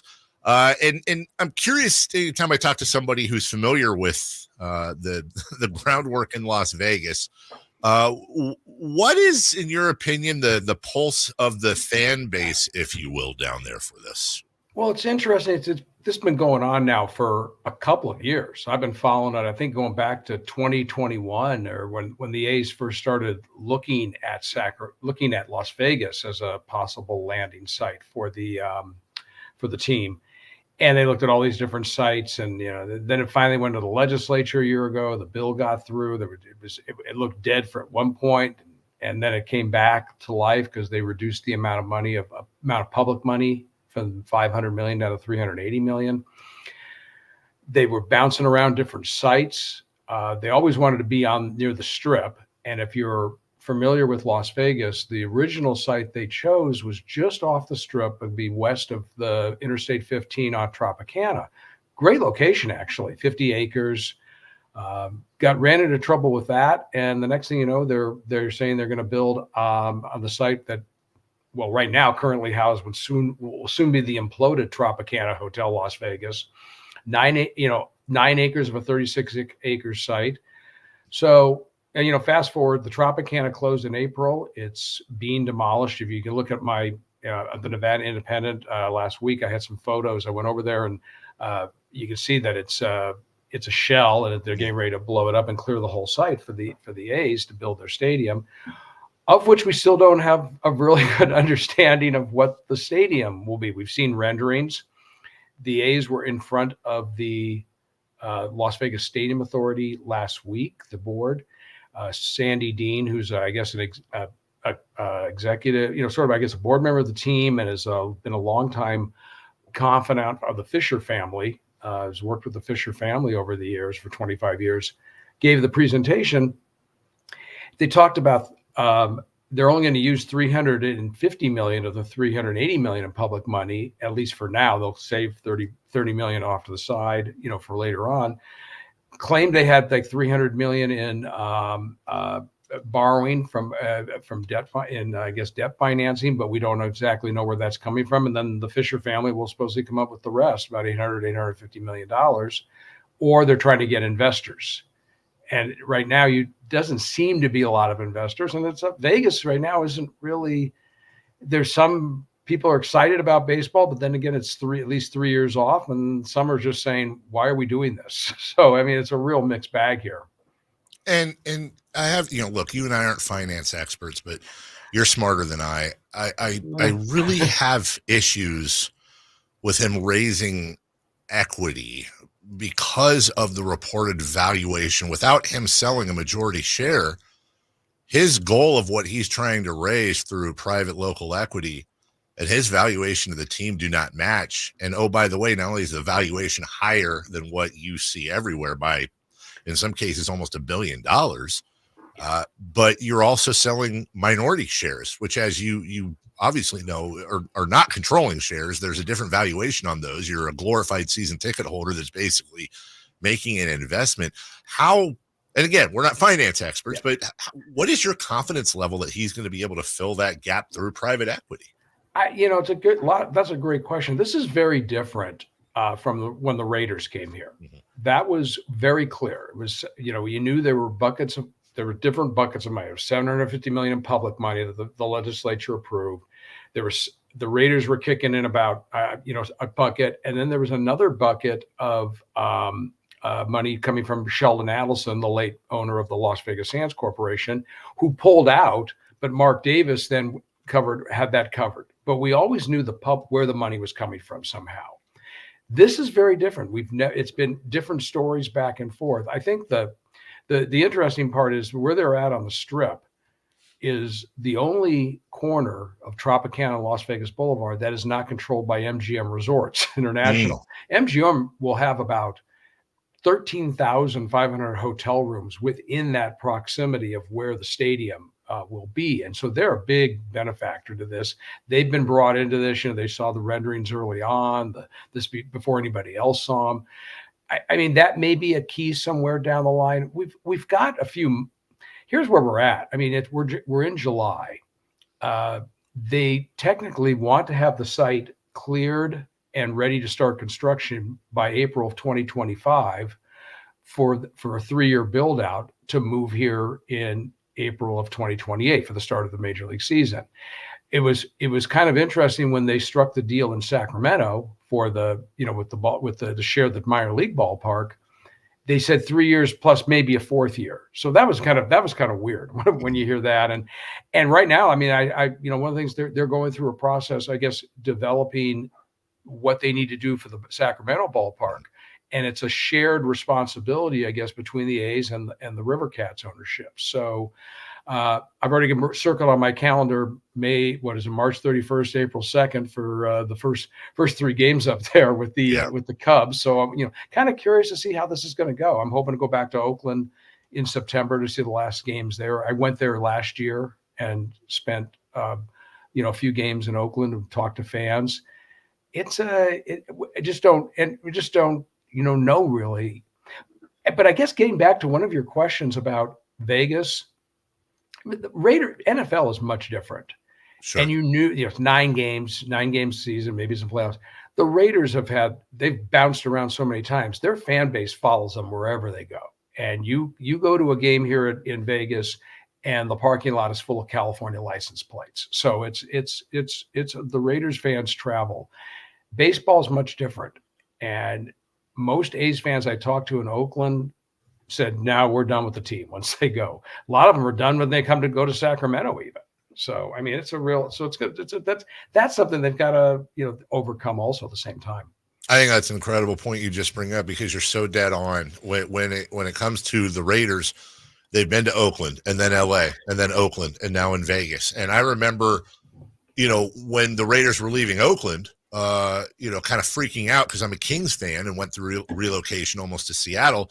And, although I'm a lifelong Niner fan, I hate relocations. So I remember talking to a bunch of my Raider fan friends, like, guys, what are we doing here? And I wouldn't say the overwhelming response, but the large majority were like, I don't care. I'm going to follow the Raiders wherever they are. It's a 1-hour Southwest flight to Vegas. I get to go down there on a Friday, have fun, watch the game on a Sunday, have a great Vegas weekend. It's 9 times a year. It's about the shield. It's not about the location. Whereas that doesn't work in the NBA. It doesn't work in baseball. And you're right. To Oakland fans, nobody's following them to Vegas, and or very few are going to probably follow them to Sacramento. It's about the city itself. So when we turn it back to Vegas now, look, you've got I'm going to count UFC as major league sport, and it's headquartered in Vegas, along with most of your fight sports, boxing forever. And then you have the Aces, you have the Golden Knights, which seem to be the prime example of what sports can be in Vegas. That town is mad over hockey in the middle of the desert, and I love to see it. You have, as you said, the Raiders now. You've got the NBA almost certainly announcing Seattle and Vegas as the expansion team. So can Vegas have an appetite for baseball, or are we old? And I know this is a question for who knows, but are we looking at kind of a constant road team where your Yankee fans will show up and your Cubs fans will show up? It just doesn't seem like Vegas is as hungry for this as they were for hockey or basketball or football. Well, there was a great story in the LA Times by Bill Shaken last week, who talked to Vegas baseball players who all said this is a terrible idea. And Bryce Harper has been a fan of the Golden Knights from day one, showed up at the games wearing jerseys and stuff, but he said it should be an expansion team. And that's been one of the arguments. Should this be an expansion team? Will we see it in July? Right now we're in we have a heat wave here that's ridiculous, 110 degrees here. We have the Aviators who play outdoors. We went to the game last night. Right by my house up here in Summerlin. They have about 5,000 fans there, in the 10,000 seat ballpark. It was hot and it was a fun game to watch, but still, that's the question. In July, when the A's have a home game against who's the worst team in the American League right now, are you going to see 33,000 fans in that stadium? I mean, that's what they're banking on. I don't know the answer to that. I would tend to say no. And then you're right about major league sports. Vegas is very excited about the NBA. We have the Summer League here right now. It's the 20th year we've had it here. They get great crowds. You always have these great stories around it. Bronny James, of course, being the big one. But it's all but certain, as you said, Vegas and Seattle are going to get NBA teams. The question only here is, where will the NBA team play in Vegas? Will they go share T-Mobile? Is there a new arena for them? So, yeah, I don't know if it's not the big discussion about, baseball. That's the biggest question I have. As we're talking to Howard Stutz and the Nevada Independent. It's funny you mentioned the arena too, because Vegas it's an anomaly. To get a stadium built is not easy right now in this climate. It's never been easy in pretty much any city, especially with public subsidies. But in Vegas, it seems like every other month there's a new state. There's the Sphere. I'm old enough to remember when T-Mobile opened. Not long ago. There's something new constantly, and obviously where the Raiders play. What I find interesting is the political appetite. Anytime you try to build a stadium, you're going to get, and I'm not making fun of this, by the way, there's homeless issues. The schools need more money. There's always advocacy groups that are like, do we really need to help out these billionaire owners? But in Vegas, it really, without being on the ground like you, I struggle to understand. you mentioned expansion earlier. How there is a political appetite to say, hey, we're going to give, $380 million, whatever it may be, to help out John Fisher. Oh, by the way, we're bringing John Fisher and we're bringing the Athletics instead of getting an owner that isn't the worst owner in sports and bringing in a fresh expansion team that's all Vegas. It can be something Vegas named that fits. It's just strange to me that there's political cover for this out there. Well, they use an Allegiant Stadium as the example. I mean, Allegiant, we did not have a stadium that was 65,000 seats. Mm-hmm. It was really done because of the stadium, and the stadium has turned out to prove itself. The 9 Raider games, they put a place for UNLV to finally have a decent stadium. And UNLV had a great year last year in football. Vegas got the Super Bowl last year. Yeah, this year, and it was I got to cover a lot of it, and a lot of the reporters, media out of town media people I talked to all said, "Can't we have it here every year?" That right. kind of thing. Right. And we're gonna have the Final Four here at Allegiant Stadium. And you would also have the All-Star game in baseball, I'm sure, if this happened. I think that goes. Oh yeah, of course. But Vegas is made for these type of events, and that's what we needed in this stadium. There's the argument being made that we have like T-Mobile and Thomas and Mack, and we have these venues that are 20,000 seats.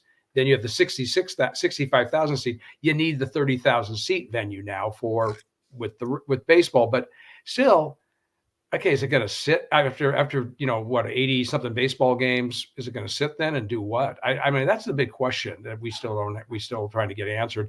And is it make sense what they're designed to fit on this site on the Strip? Right. We don't know what Bally's corporation has had a lot of financial issues, what they're going to build around the stadium to go with the, type of, hotel and retail and gaming around it. There's a lot of questions still. And that's why I keep on looking at going, hey, guys, they got to have this idea set up by April, next year or what? So that's what I don't know.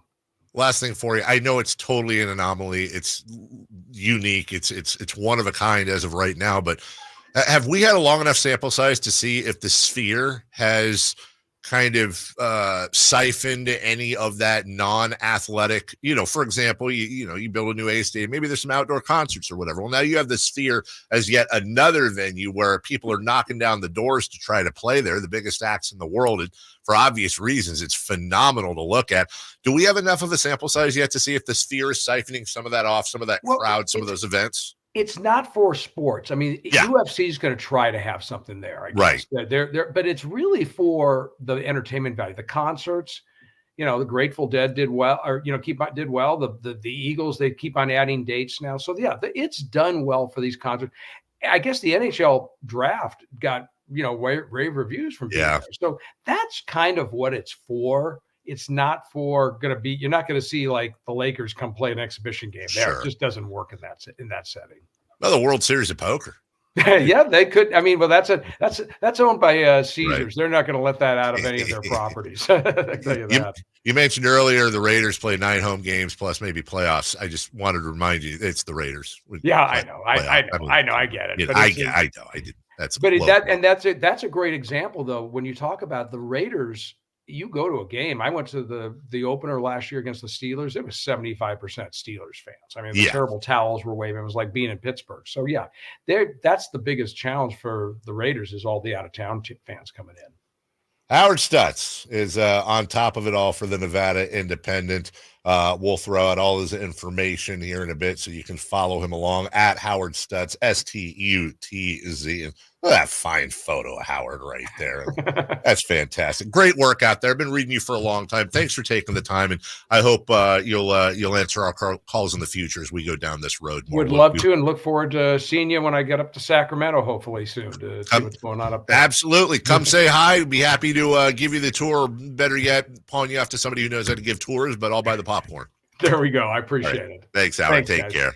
That's a Howard Stutz, Nevada Independent. We went long with him, but it was a good conversation. We'll take a break. When we come back, I got something for you, Niner fan or Raider fans, since I took a shot at you there. We'll make the next segment on the Raiders, the curious case of the Raiders training camp. This is a weird, goofy story, and I'm kind of on the Raiders side here, if I'm being honest. I'll tell you about it next. He's here. It's Herter. He's been hot. He fires. He's still hot. Kevin Herter from downtown has a 15-point first quarter. Sacktown Sports is your proud home of the Sacramento Kings. I juggle a lot. I'm managing constipation with belly pain from my irritable bowel syndrome with constipation, or IBS-C, with laxatives and fiber isn't enough. My doctor recommended a way to get ahead of it. Then I said yes to Linzess. Linzess linaclotide is a prescription medicine that treats IBS-C in adults. It's not a laxative. It's a once-daily pill that helps you get ahead of your symptoms. It's proven to help you have more frequent and complete bowel movements and helps relieve overall abdominal symptoms, belly pain, discomfort, and bloating. These symptoms were studied in combination, not individually. Do not give Linzess to children less than 2. It may harm them. Do not take Linzess if you have a bowel blockage. Get immediate help if you develop unusual or severe stomach pain, especially with bloody or black stools. The most common side effect is diarrhea, sometimes severe. If it's severe, stop taking Linzess and call your doctor right away. Other side effects include gas, stomach area pain, and swelling. Talk to your doctor and learn more at linzess.com or call 1-800-LINZESS. The following is a test of the emergency alert system. This is only a test.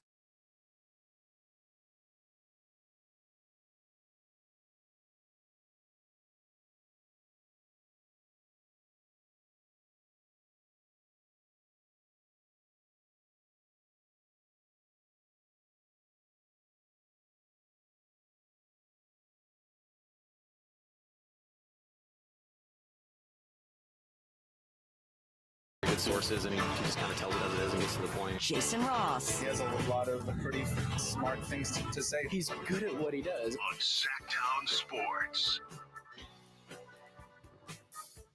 Training camp for the Niners opens tomorrow. Some training camps have already opened. You may have seen some highlights from the Chiefs. Their new sparkly new first-round wide receiver pick hooking up with Patrick Mahomes. And the Oakland Raiders, the Las Vegas Raiders, that was not on purpose. The Las Vegas Raiders are one of those teams that have opened, but it's weird. So Raider fans will remember that they would do training camp in Napa forever. And then COVID hit, and everyone had to go do training camp at their home stadiums or training facilities or whatever. So the Raiders went to Henderson, and they've been there ever since. But this year, they are returning to Southern California, where they have had camp before, but also played there before. And maybe you heard about it, maybe you didn't. But if you didn't, it's because they're not allowed to talk about it. So there's rules. They're going to have 18 days of training camp. Vets report tomorrow. But because of NFL policy, the Raiders cannot promote their presence. No billboards, no newspaper ads, no radio commercials. The Vegas media can cover the camp, but no invites are allowed to be sent to LA or Orange County media. Practices not open to fans, though they can get some VIPs and select season ticket holders and sponsors in there. And this all is happening at Jack Hammett Sports Complex, about 40 miles south of SoFi in Costa Mesa.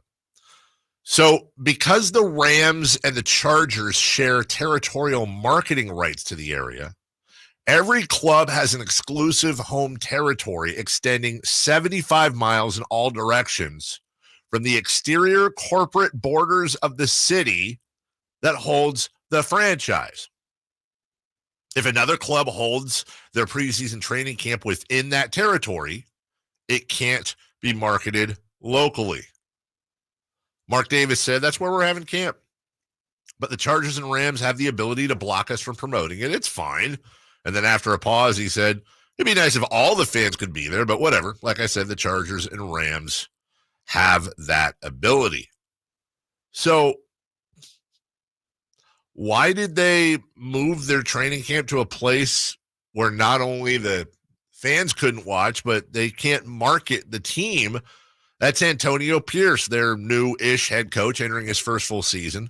He grew up 30 miles away near Compton before starting his playing career and wants the team to bond Vegas, if you didn't know, as our last guest just told us, is a little bit warm this time of year. And interestingly enough, there will be 5 NFL teams within 100 miles of each other during training camp. The Saints are holding their camp in Irvine, which is not far from Costa Mesa. Meanwhile, the Rams, the Chargers, and the Cowboys will all be in the LA area. In fact, the Cowboys have been in Oxnard on and off since 2001. And when the Rams and Chargers returned, they were basically grandfathered in with clearances for marketing and open practices. Also, Jerry Jones owns the team, and no rules whatsoever apply. There are thoughts that the Raiders might return to Napa, where they started letting fan groups in 2012, only after Mr. Al Davis passed, who was like, yeah, no fans, no prying eyes, get out of here. So Costa Mesa is a one-off, they say, but the Raiders could be eyeing a return either to Napa or Northern Nevada. The only reason it may not be Napa for sure is that since the Raiders have now left, the 49ers would have the same exact issue that the Chargers and the Rams do, with Napa being so close and actually in their territory. In case you're wondering what it costs, and you're probably not, the Raiders are paying $165,000 in rent to the city, with other contributions that include $600,000 in improvements to the fields at the complex, 100 tickets for local students to attend an NFL game in Southern California, donation of outdoor weight training equipment to Costa Mesa High School, a new mobile recreation van for programs in undeserved areas, which is, did I say undeserved? Underserved areas. Good for Mark Davis. Good for the Raiders. That's fantastic. Doesn't that just prove that they're the Southern California team? The Raiders? Yeah, that they're just working so hard for them not to get any more publicity than they. Well, like the Rams might give them a run for their money because of the Super Bowl now. We were talking about that last week a little. I still would probably give the edge to the Raiders. I think if you took a vote, if like they had like election day and on the ballot it was like, would you trade the Chargers and Rams to bring the Raiders back? I think the Raiders would probably win that one. I think they're far more popular in Southern California than they are in Vegas. I think they are. I think Las Vegas is the third biggest Raider town behind either LA, Oakland, and then Vegas. That's just goofy, man. It does make you think, though, much like the NBA has summer league in Vegas. Like, what if there was a way where you could have, I don't know if this would work or not, but I'm trying to think, like, what if you had training camps all basically in the same area? It'd have to be a place like LA or Hawaii or something, but much like the NBA uses Vegas as kind of like the NBA Palooza for the off season. It makes you wonder if the NFL could do something like that as well with training camp, or like baseball and have half in like Florida and half in. Yeah, that's exactly right. There you go, like a spring training, if you will. Because I don't know. I mean, doing training camp in Vegas, just. It's bad enough being outside in Vegas. Now throw on a helmet and pads and have to run a bunch. And I understand, like, there's a fine line between being toughened up and, like, damn near killing your players. Like, I just don't think there's anything productive out of guys damn near, well, and I'm sure there are every year, guys that pass out, that throw up because of all that. Like, heat stroke is not your friend. This just in. We'll take a break. When we come back, hey, Chris, the Kings pool for the in-season tournament has been released. We tried unsuccessfully all 5 days last week to get this in, and we failed completely. Also, with Garrett moving to 7:30, I just realized with the exception of what to watch and crosstalk, the entire 9 o'clock hour is open. Now, usually this gets filled up through the show as we see where things are going. I have yet to fill that in. Will it be an all request Monday for topics? 916-339-1140 on the text line. YouTube, 1-800-920-1140 is your phone number. You can throw something in the YouTube chat. TR says, talk about the Kings. Cool, TR. What do you want to know? You want to know how the Vegas Summer League went? Update on Devin Carter's injury. I mean, give me an angle. I'll cover it. Seriously. Who's going to start at the 2? How will they improve their defense? I would like to talk. I feel like if I'm bored talking about it, you're bored hearing about it. I'm so bored with the who's going to. I don't know. Neither do you. And we've talked it out. How's Devin Carter's injury? It's healing. How'd they do in Summer League? They went 2-3. Nobody cares. Give me an angle on the Kings. Well, it's your job to find the angle. I'm telling you, I can't find the angle. I don't have an angle. I do not have an angle on the Kings right now in July at all. Keon Ellis looked good. He did, and then he didn't look good. See? King stock. We'll come back, though, and we will speak on whatever the hell I just said we were going to speak on. Oh, the Kings pool for the end-season tournament. There's your King stock. We'll do it next.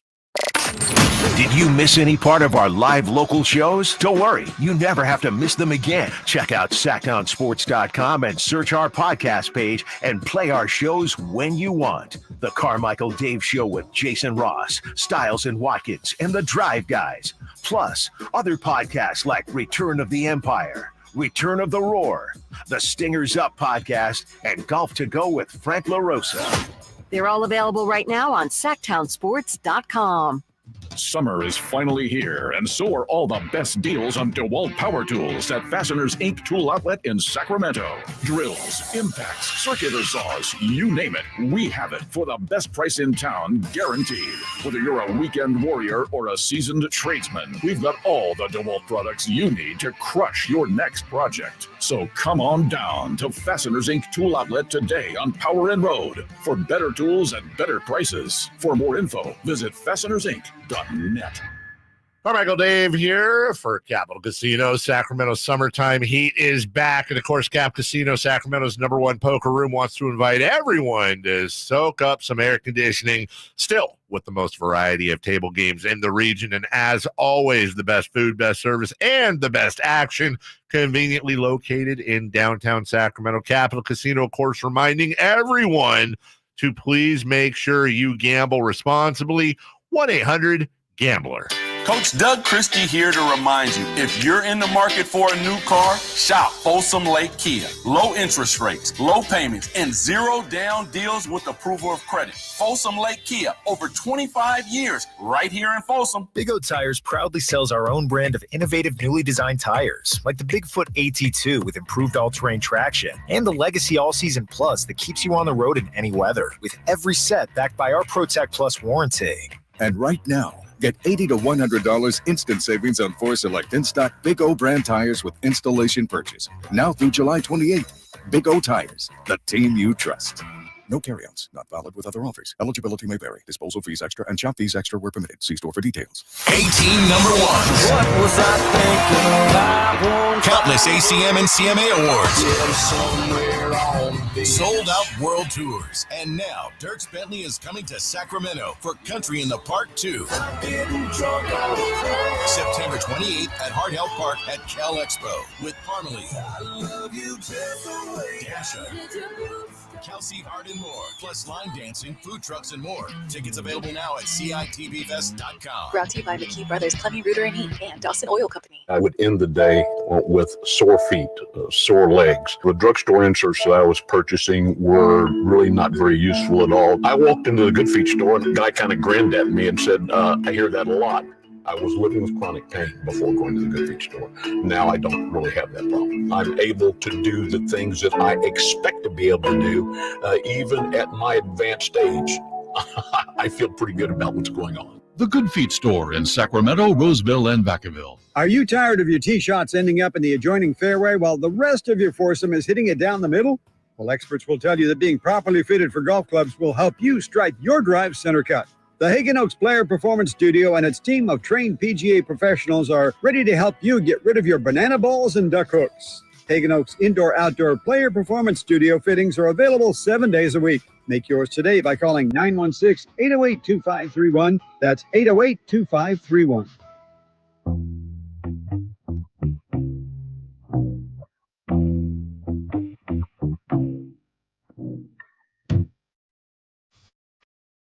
The Carmichael Dave Show with Jason Ross. Call or text at 916-339-1140. On Sacktown Sports.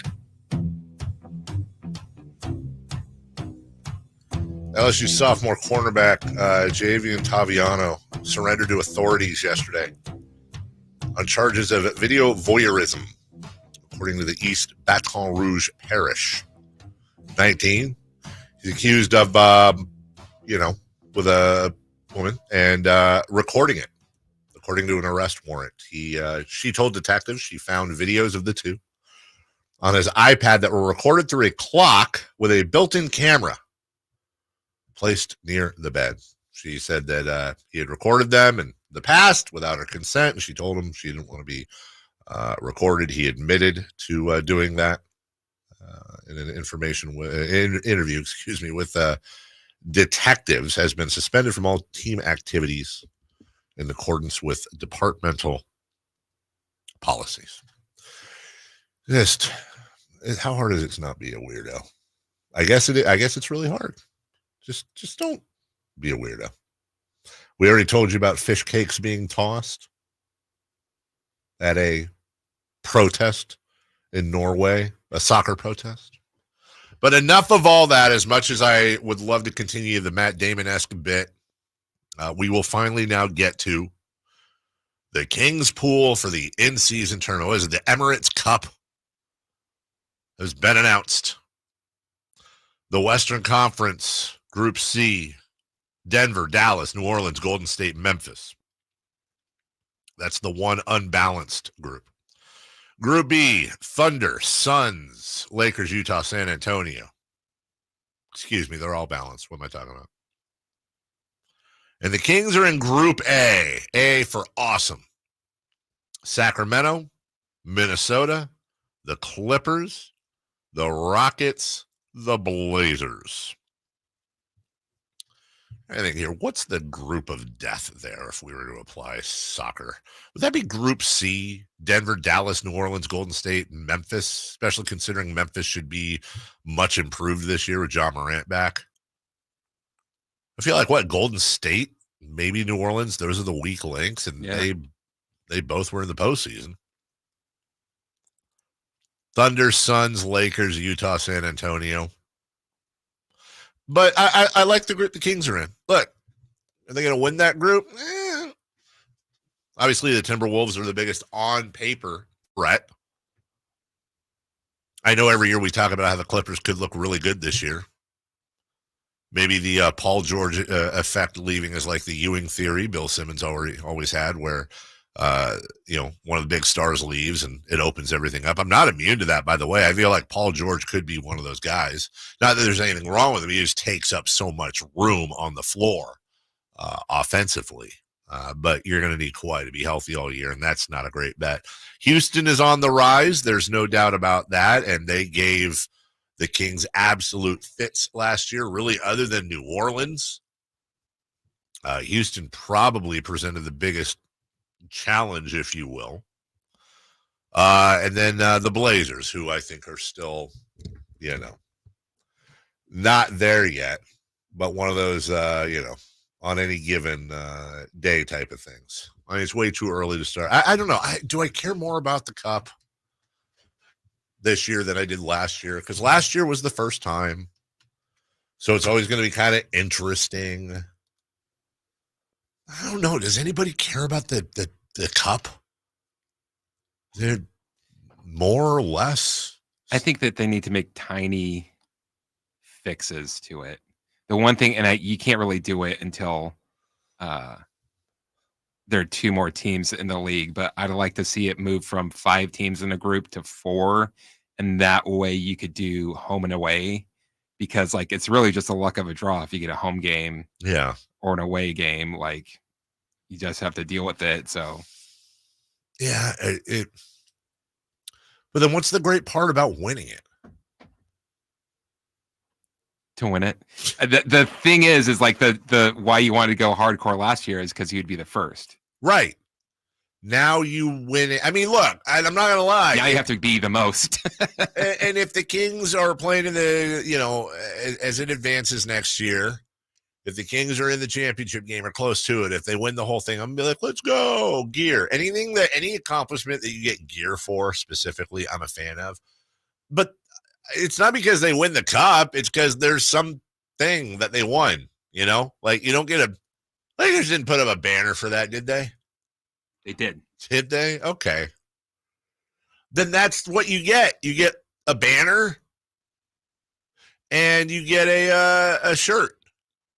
They have like, oh, and what was there wasn't a ring, was it? I want to say they got rings. Did they really? And there's a prize pool too that the players share. What do you get for winning the NC? Well, I mean, I don't care about the prize pool. That's not my money. I mean, I'm happy for the players, but the winning team players each get $500,000. The runners up get $200,000. Oh, the medals. That's what I remember. Medals. Yeah. I wonder if we oh, that's cool. The coaching staff gets those payouts too. That's neat. I'm a fan of that.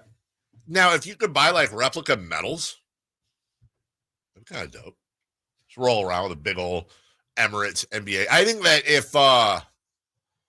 that whatever team wins, all the if you went to a Kings game and you have proof of that within the last year or that season, you should get like 50% off Emirates flights. 50%. Hey. You know what it costs to fly like first class on Emirates? For insane. It's like $40,000. Do you ever get on one of those YouTube holes where you're watching people travel? Yes. Like on. Yes. It's just on the flights. Yes. And I've specifically watched like 5 of them on Emirates first class. You like roll in. You're in the one that's the apartment, they call it. Yeah. And like they've got the shower set up for you. It is where it's like, unfortunately, this one doesn't have a shower. Right. And you're like, you get your own bathroom and shower. Well, you don't get your own, but you get dedicated minutes to it. And then they have like the robe and pajamas. They make your bed up for you while you're in the shower. You got like I think it's a 42-inch screen in there to watch whatever. And then the food is like caviar and whatever. This one guy that I've watched probably the most, like years ago, he took a train from Chicago to Oakland on Amtrak because that's like the furthest you could go. He's like, oh, this chocolate cake is very good and stuff like that. And now he's doing like, I'm traveling 7 continents on first class. Oh, because he's built the channel so much. Right. And my thing is this: if you can pay that much to fly first class on Emirates, shouldn't you have a plane? It's better for the environment. Yeah. Not that much better. Right. Hey, we got a break, but real quick, Nate, are you okay? Yeah, go. You can turn on your mic. That's fine, or whatever. Unless you're sick, don't get Chris sick. I'm waiting. I want to ask you about Jean-Luc Picard. So I'm waiting to ask you in the break. So I don't know if this is an on-air conversation or what. Well, I can't hear you right now, but I'll come in there in the break. Please don't.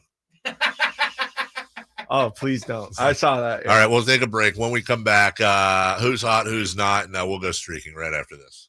The NFL's leading rusher plays here. The handoff to McCaffrey, walks in the end zone. Handoff to McCaffrey, takes it right down to the goal line.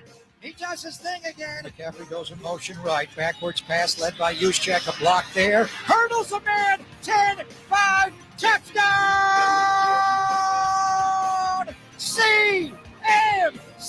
You can hear all of Christian McCaffrey's touchdowns on your home for 49ers football. Sacktown Sports.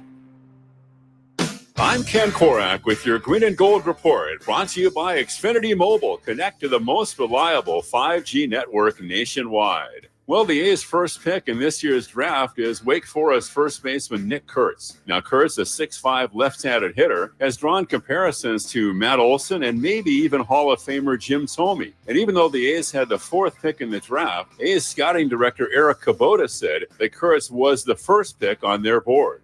Want to save on some of the biggest names in streaming on the network made for streaming? Now through September 21st, get 150 megabit Xfinity internet for 12 months with a 1-year contract. And for just $15 a month, add the new Stream Saver that includes Peacock, Apple TV Plus, and Netflix for just $35 a month. Switch at Xfinity.com today. Restrictions apply. Requires paperless billing and auto pay to store bank account. Equipment taxes and fees extra. After promo, regular internet rates apply. Currently $54 a month. Actual speeds vary. Stream Saver requires Xfinity internet or TV and price subject to change. Hey, what's up, Sacramento? It's Kyle Draper. Turn up the cleanliness at your restaurant, healthcare, or industrial business with Alsco Uniforms, the official sponsor of the Sacramento Kings Mop Crew. We've got you covered with crisp uniforms, hygienically clean linens, floor mats, and of course, mops delivered weekly. But that's not all. Alsco Uniforms also offers weekly services for first aid and restroom supplies.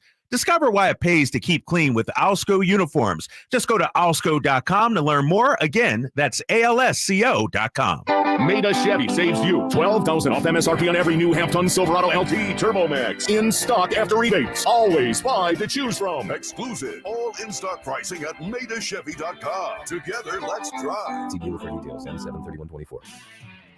If your passion is bass fishing, only one radio show has the action, information, and excitement of your favorite outdoor sport. Ultimate Bass, hosted by Tournament Bass Pro and California Outdoor Hall of Famer Kent Brown, takes you live to where the fish are biting every Saturday morning. Only Ultimate Bass feeds your passion with the latest news, products, tips, and advice from the pros. Ultimate Bass with Kent Brown, Saturday mornings at 5 a.m. on Sacktown Sports 1140, part of SEP's Saturday Morning Outdoors.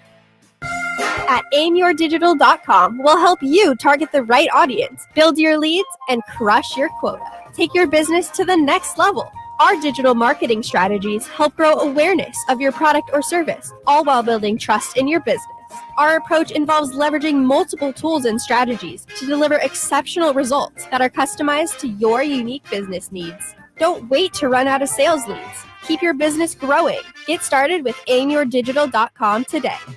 What's hot and what's not. Brought to you by American Energy Heat and Air, making the uncomfortable comfortable. Head to AmericanEnergyAir.com to find out more. What's hot? Yeah, hot. Real hot. And what's not? It's not good. Brought to you by American Energy Heating and Air, Sacramento's complete heating and cooling company, and second opinion partner. Who is hot? Kiki Hernandez. Really? Yeah. He came in as a pinch hitter, and in the ninth inning, he had a game-tying home run in the ninth, had another game-tying hit in the 10th, and scored the game-winning run in the 11th for the Dodgers' 7-6 win over the Red Sox on Saturday. No one else in Major League Baseball history has accomplished all three feats in the ninth inning or later in the same game. That's pretty good. Who's not hot? U.S. men's basketball. They won 101-100 over South Sudan yesterday, but were 43.5-point favorites going into the game. Shot a dreadful 25% from three, making only 7 of 28 shots. Steph Curry and Anthony Edwards took the most threes and were combined 4 of 16 on the night. You know who else is? Can I help you with who's hot? Sure. Our guy Frank in the chat. By the way, you can go to YouTube and hop in on that chat. Frank is hot, man. He's going to Costa Mesa to training camp. He got passes to go inside and watch the team practice. Good. That's good. He told Willie that too. And then he said Willie was crying because he must be a Niner fan. But then he starts, man. Dave, nobody cares about the NBA in-season tournament right now. It's football season. Start talking Raiders football. Call Michael Dave, move on. This is a boring subject right now. It doesn't matter. We're not in the NBA season. Call Michael Dave. It's Carmichael, but that's fine. You're talking nonsense. Move on. Nobody cares about their in-season tournament right now. It's football season. Let's talk football. NBA in-season tournament. Z. Talk NFL. I don't know what the your is for, but yeah. Well, Frank, I hear you. And don't let it be said that we don't listen. So do you think the in-season tournament was a success last year? If you had to grade it A to F, what would you have graded it? I will say B plus. Did that have what if the Kings had won the whole thing? It would have been an A. Yeah, right. So that's and what if they got knocked out in the group stage, it would have been a D. Right. Oh, D. I think the best possible thing that could have happened last year for Kings fans would have been Kings versus Pacers, and we were so close to that too. The Pacers did their job. They made the finals. I just don't know what's going to get me into it. You're not going to award a draft pick. That would get fans into it, but players wouldn't care. The best idea for it, for like something as like winning it, what you get as a team as an advantage, would be you automatically get all of the tiebreaker scenarios. You mean like for the playoffs? For playoffs or for like draft picks? Yeah. See, that's the thing. If they could add something in there that meant something, the fans aren't getting fired up because players and coaches get $500,000. I mean, it's nice. That doesn't do anything for you. That doesn't do anything for me. What if, like, the winning team was guaranteed a minimum of 10 national TV games the following year? That would be cool. That would actually be really cool. If you were directly, and then you got like, you got a bye out of the group stage the following year. Something like that. But then you wouldn't have games. You'd have, well, yeah, you should have less games. But all that so you can at best play an extra regular season game next year and have 83 games. Yeah, that's the thing that I don't know how to fix. I do like that they're regular season games so that they do matter. I do appreciate that. And I even like, some people didn't like it, but I do like the point differential as a tiebreaker, because you're like, oh, you're messing with the game. Is like, what you should want to see your team like blow out another team by as many points as possible. Yeah. But then, like you said, that's how they have to suspend the whole thing where people get angry at blowouts. Like you're up 20 and you have 5 seconds left and you have to hit a 3 because point differential. Like the interesting thing was the Kings and the Warriors, where some people are like saying, oh, maybe the Warriors should try and let the Kings tie so it could go into overtime so that they could get the point differential. Right. It just, that doesn't work in basketball, dude. It works in soccer. But then again, you're scoring like twice a game, max, usually, like on average. Are we doing this right now, by the way? Yes. Yes. Have I got a prize for y'all? Listen up. 1-800-920-1140. Would you like to experience the ultimate tribute band? Yes? Great. Frank, listen up. Mick and the Stones this August. Only at Thunder Valley Casino Resort. All you have to do is hit up the Folsom Lake Honda hotline right now. We're looking for caller number, let me see. Well, let's go with the amount of times the Raiders have made the playoffs since 2001. Let's go with caller 1 at 1-800-920-1140. I'll make it easy. And you can score that pair of tickets. Check an unforgettable night of the songs you know and love from Mick and the Stones. Is that a Beatles cover band? Mick and the Stones, only at Thunder Valley Casino Resort. For more info, visit sacktownsports.com, which is super cool. Also, I'll say this about cover bands in all seriousness. If you're a good cover band, there's actually an argument that you're better to go see than the actual band. Let me explain.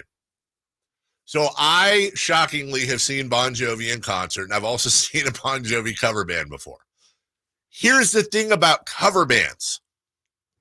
You don't ever see like old, out of touch cover bands where they have to lower the key for all the songs because the singer sucks or has gotten old, or both.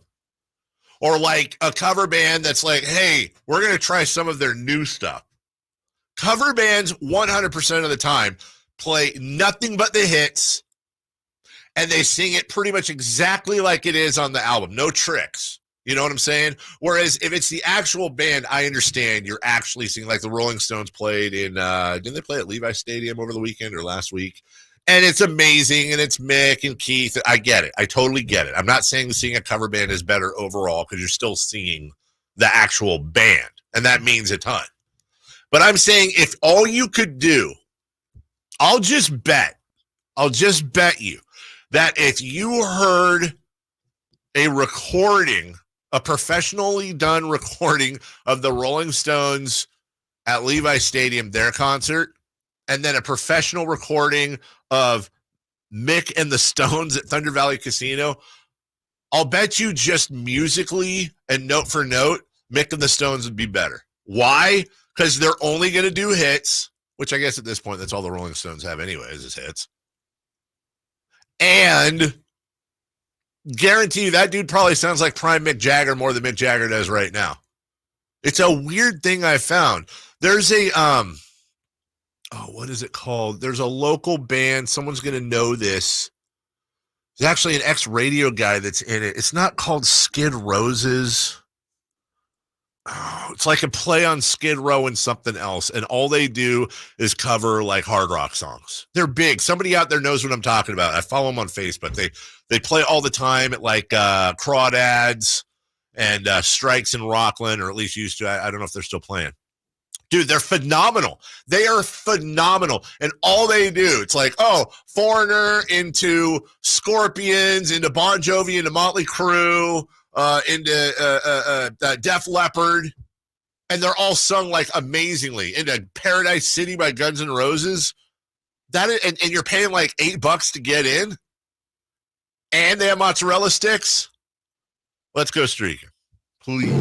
It's time to go streaking. We're going streaking! Yeah! Who is the Nostradamus of MLB? Who can keep the streak going? It's time to go streaking. What the hell are you doing? We're streaking! Do you think the Billy Joel cover band guy hates Piano Man as much as Billy Joel? I wish he didn't. Piano Man is like if I would pay concert ticket money just to see Billy Joel sing Piano Man and New York State of Mind at like Shea Stadium or someplace just to see it. But I get it. Hey man, play Piano Man. I get it. No matter how iconic the song is. But then Paul McCartney. How many times has Paul McCartney played Yesterday? And he doesn't. I saw him. I thought he was going to mess with it. How many times do you think he's played it 2,000 times? I don't know. I'm trying to be right. At some point, you're going to want to mess with it, but he gets it. Like memo to any artist. We don't want you messing with the song. It rarely works. Went to Aftershock. My friend came from Indiana specifically to go to Aftershock to see the Muse. I can't remember which song it was. The Muse or Muse? Okay, sorry. I can't remember what song it was. That's a Sidonia, Supermassive Black Hole. Yes. Okay. And it gets to the part of the chorus.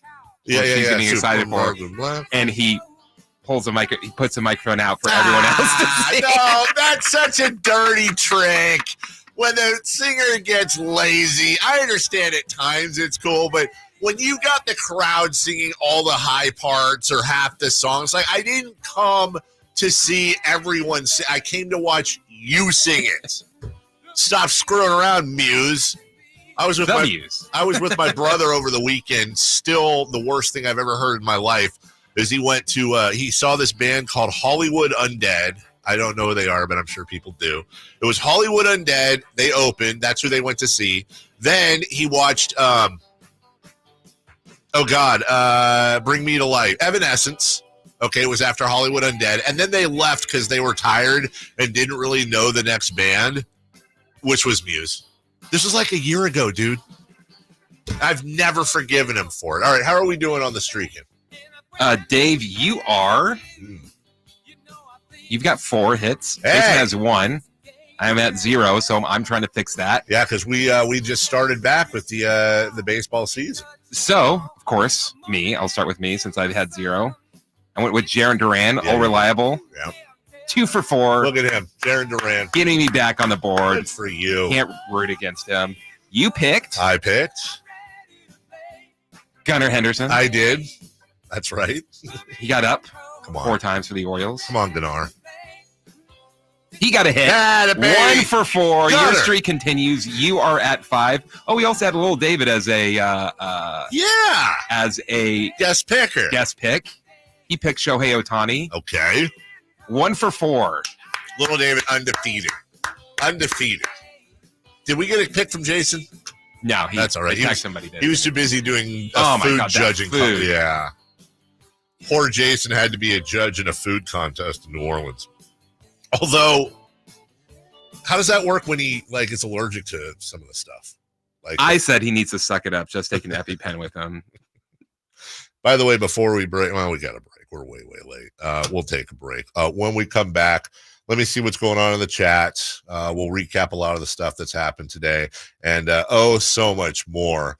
God, this chat's being overrun by. I don't know if it's overrun because the chat's a small representation, but god dang, there's too many Raider fans in there. Oof. There's crayons flying everywhere. People are eating paste, picking their nose. What do we have to do something about that. I don't know what. We're gonna have to figure it out. Curtis and AB and that whole gang. It's like a virus. I'll think about that during the break. We'll come back, talk about it after this. On the move? Got somewhere to be? Take Sacramento Kings basketball with you. The Sacktown Sports app will let you stay connected to your passion. Never miss a moment of Sacramento Kings basketball with the Sacktown Sports app. I didn't ask to be thrown in the streets with nowhere to go. I didn't think I'd survive. But I did ask for help, and Covenant House was there for me. 1 in 10 young adults will experience a form of homelessness this year. For these kids who didn't ask to be put in this unthinkable situation, Covenant House is there. Covenant House helped me break the cycle of homelessness in my family. They gave me the love that I needed. Over 2,000 young people will sleep safely in a Covenant House bed tonight. When youth who are experiencing homelessness have a hot meal, a safe place to sleep, medical care, and love, they can overcome heartbreaking challenges and have a brighter future. They just really genuinely just wanted to help me succeed, and I'm succeeding. I'm a speaker, I'm an author. Covenant House really helped me and really helped mold me into the woman I am today. If you or someone you love is asking for help, go to safeplacetosleep.org today. Quick Quack Car Wash takes the drama out of keeping your car clean. Let's wash the car. Don't spray the hose inside the car. Oh. Our convenient wash packages make it easy to get your car soaked, scrubbed, and on your way. Protect your car from sun, rain, and pollen with a ceramic duck wash, and get our in-wash light show and an unbeatable clean. Oh, the kids filled the gas tank with water. Of course they did. Quick Quack Car Wash. Come in today and get 25% off any wash. Carmichael Dave here for Capital Casino. Sacramento summertime heat is back. And of course, Cap Casino, Sacramento's #1 poker room, wants to invite everyone to soak up some air conditioning, still with the most variety of table games in the region. And as always, the best food, best service, and the best action, conveniently located in downtown Sacramento. Capital Casino, of course, reminding everyone to please make sure you gamble responsibly. 1-800-GAMBLER. If you've been on the American River, it's uphill, it's downhill. There's trails everywhere that you can walk, and it just makes you happy. And I couldn't walk, and it was terrible. I was turning into a real crab. I went to the Good Feet store, and I tried on the arch supports. I could not believe that I was not in pain. I can walk, I can run, I can jump, I can do anything. My name's Terry, and that's my Good Feet story. The Good Feet store in Sacramento, Roseville, and Vacaville. KHTKAM HD1 Sacramento, KYMX HD2 Sacramento. From the Power Business Technology Toshiba Studios. This is Sacktown Sports. The Carmichael Dave Show. He's on the microphone when he's not on the microphone. He's playing a song, and when he's not playing a song, he's on the microphone, and then boom. With Jason Ross. No, he didn't. Yes, he did. Call or text at 916-339-1140. It's the Carmichael Dave Show with Jason Ross on Sacktown Sports.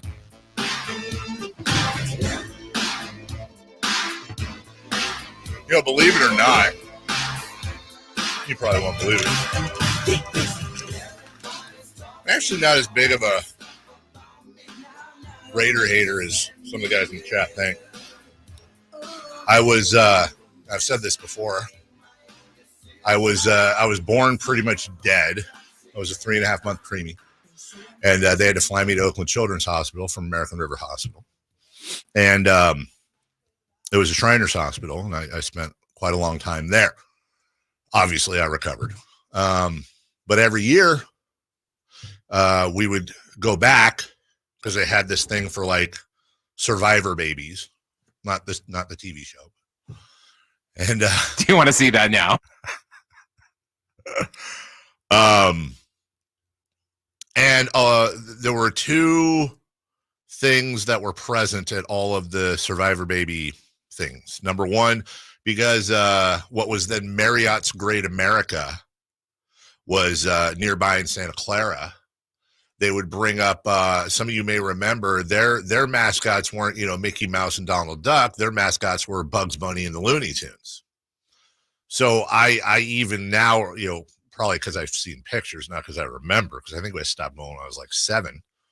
But it's a chance for the doctors who saved your life to see you grow and they take stock. They did amazing things, and I just wish I was old enough then to express my appreciation. Which is why I still do a lot of Shriner stuff to this day, and always will for the rest of my life. If it wasn't for them, I wouldn't be alive.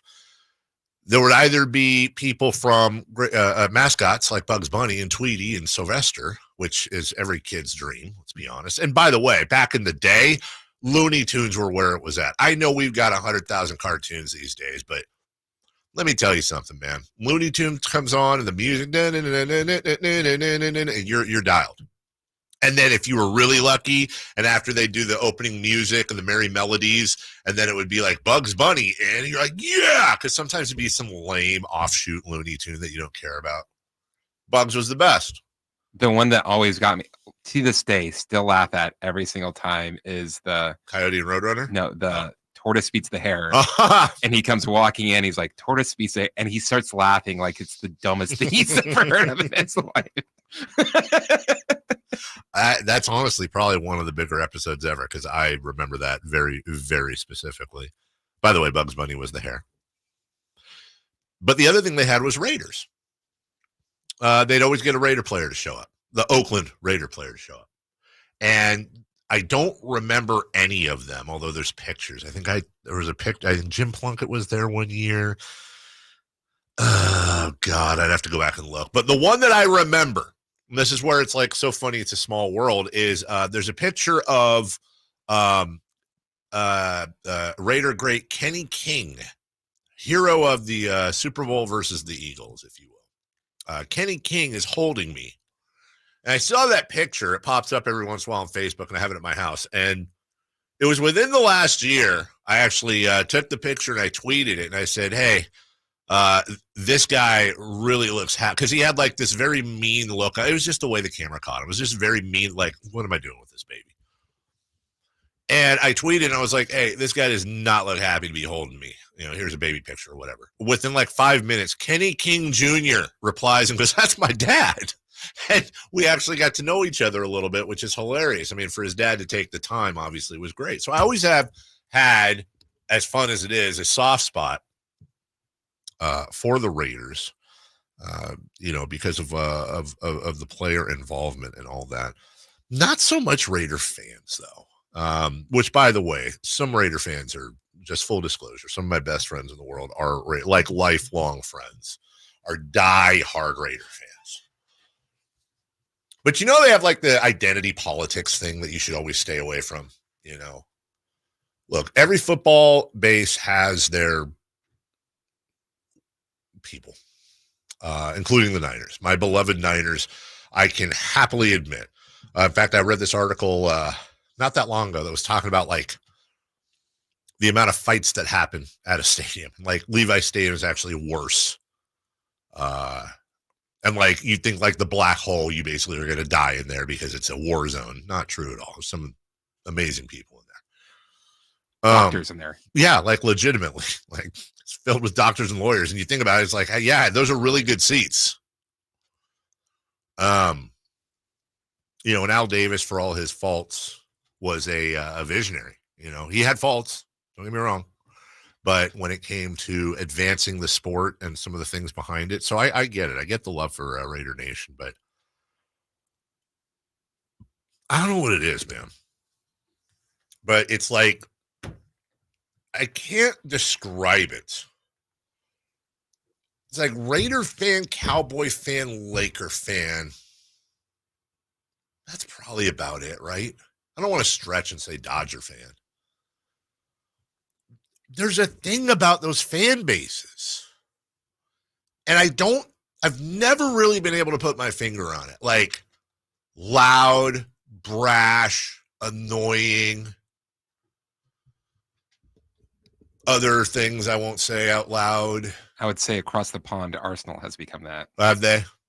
And it's like, of you haven't won anything, but you're God's gift to the sporting world. And I mean, and that's like the Raiders, where the thing I like, I forget who it is in the chat right now, but it makes me laugh every time. It's like, legitimately would rather not lose in the Super Bowl than lose in the Super Bowl.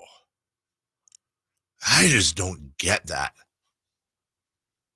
Like, say what you want, and I'm sure it'll flip at some point, I would think. But I will tell you right now, if my Niners hadn't made the playoffs since 2002, and I had to sit here and watch the Raiders every year be like top 2, top 3 in the power rankings, win the AFC championship every other year, play in the Super Bowl. I don't care if they played 9 consecutive Super Bowls and lost every single one. I'd be foaming at the mouth jealous of the relevancy of them. Like, honestly, switch positions. I swear to God on my kids. You could just like, what if a bunch of Sacramento fans are like, Mavericks lost in the championship? That's what I'm talking about. So when I'm like, God, what is the IQ level on these fans, right? Then I go, first off, one guy doesn't speak for everybody. Secondly, imagine that. Like, the Kings are in the finals for 4 straight years, but lost each one. And you're like, I'd rather be the Blazers. Second place is first loser. To be fair, if that happened to the Kings, I might want to be the Blazers. 4 seasons in a row? Are you serious? I know. I should say like 4 out of 6 or something, because you're right. And don't get me wrong. It's not like we wouldn't be like, it's not like nobody's going to be like, the Kings lost in the finals, but at least they made it, and I'm happy. Like, same thing with the Niners. Like, Niners, every time the Niners lose in the Super Bowl, I am crushed. Not once have I been like, the Niners won. They made the Super Bowl at least. It was a good year. I'm just like, no, I'm crushed. But, like, the overall view is I'd rather have made the Super Bowl and lost than have lost in the NFC Championship game, or the divisional, or the wild card, or not made the playoffs, or all the way down. Like, I'd rather get further. But then also, the further you go, the more crushed you are. So I just want to make sure. I really want to make sure. And let me say the last thing that really bothers me about a lot of the. And by the way, I feel like it's over under 3.5 times I've said not all Raider fans. But yet still, it's like Raider fans. And there's another group of people, and I really won't get into this one, that are like this, where it's like Raider fans will talk all the trash in the world, nonstop, just running their stupid mouths.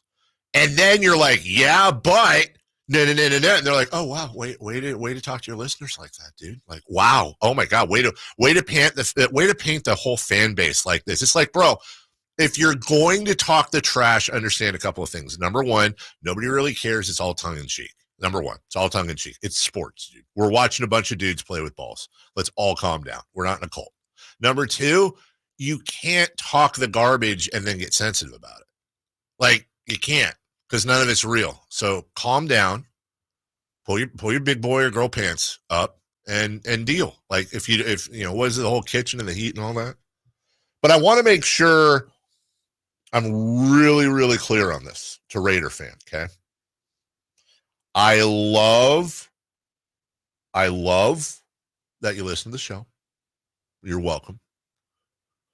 But if you're listening to the show to hear anything, like, I would say this with confidence, 98% of Raider content on this show the entire season 98% of it's going to be making fun of the Raiders or Raider fans. I swear to God. I just want to set expectations. And if that means, if you're like, I don't want to hear that, I need to find something else to listen to. At least give me credit for I'm being honest with you. I'm being 100% honest. I don't want to lead you down the wrong road and lie to you for ratings. Never, ever do that. If you're looking for Raider coverage, other than the Raiders got smoked, laugh track. Now, look, let me be fair. Let me be honest. I'm being honest here. If the Raiders actually, it's hard to say because it's not going to happen, but if the Raiders were actually a relevant team this year and won games, I mean, like more than 5, let's say the Raiders had a great year and like we're challenging we're going to talk about them. Just like we talk about the Chiefs or the Seahawks, we're not going to not talk about the Raiders and be biased about it. But if, bear with me, shockingly, the Raiders have another irrelevant season and everybody turns on Coach Pierce, who I actually like, and they're, 6-11, 7-10, getting smoked. Oh, they don't have a quarterback. They don't have a running back. It's the same old, we're going to have fun with that. You're not going to like it. And if you're okay with that, that's fine. I just feel like, even though we're talking a ton of trash, I feel like I have to be completely upfront. Not a Raider station. When we were the Raider station, there's a reason we aren't the Raider station anymore. Chris, am I lying? Like, literally, Raiders ratings were they were like there were times when CBS Sports Radio overnights would beat the Raiders broadcast. Correct. I'm not lying. So it's like there aren't as many Raider fans here as it seems. It's just the ones that are here are loud enough for like 10 Raider fans per person. And by the way, I respect that. I do. I truly respect that. Oh, I love watching Raider games with the Sacramento Raider group. 100%. They're because you can say whatever you want about Raider fans. And I love saying a lot of things about Raider fans. But here's where I respect them. They got a lot in common with Kings fans. Not the brash, outspoken garbage, but I'm saying like loyalty, knowledge. I'm not talking about real world or book knowledge here. I'm talking about football knowledge. Loyalty, knowledge, appreciation of history. And it does not matter. Like we were talking about with our guy earlier. It doesn't matter if the Raiders were in Oakland or LA or Vegas or Sao Paulo, Brazil. Doesn't matter. They will live and die with that team. Doesn't matter if they're 13-4 or 4-13. Does not matter. They will live and die with that team. And I have I truly do have eternal respect for that. That's why it's fun to mess with them. But get out of here with the whole rather be the Raiders than the Niners. You can say I'd rather be a Raider fan than a Niner fan, and I 100% accept that. I get it. Rather be a Raider fan with the eye black and the swords and the eye patch and football and tough and don't mess. Like I'd rather be that than, pinky out, wine and cheese. I get it. I hear you. But don't say you'd rather be in the position the Raiders are wins and losses wise than the Niners, because you just blow all the credibility out in the world. That's when I feel like you're eating paste like I used to. That's where I feel like maybe we shouldn't operate heavy machinery. That's where I feel like maybe we should use the old BAC machine in the car. You know what I'm saying? Don't drink and drive. Don't drink and chat. Don't let your babies grow up to be Raider fans. Mama, we'll take a break. So that was, I feel like I demonstrated honesty, love, and compassion all in that segment. We'll take a break. When we come back, oh, hell, I don't know what we're going to do when we come back. I don't have anything there. When we come back, we'll clean up a lot of stuff from earlier, the Open Championship, obviously, the Hall of Fame inductions, the Niners training camp opening tomorrow, a lot of these other ones, and so much more. We'll take a break. We'll come back right after this.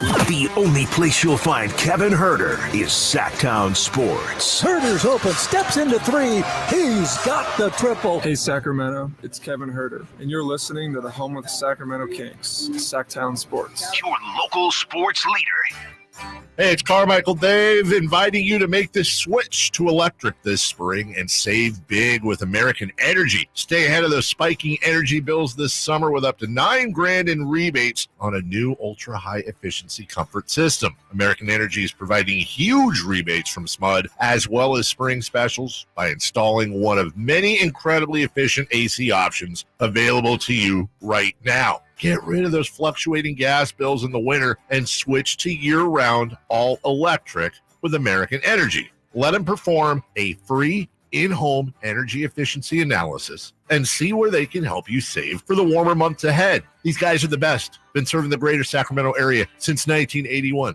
A+ from the Better Business Bureau. Learn more by calling 916-520-9990. That's 916-520-9990. Call 916-520-9990 now.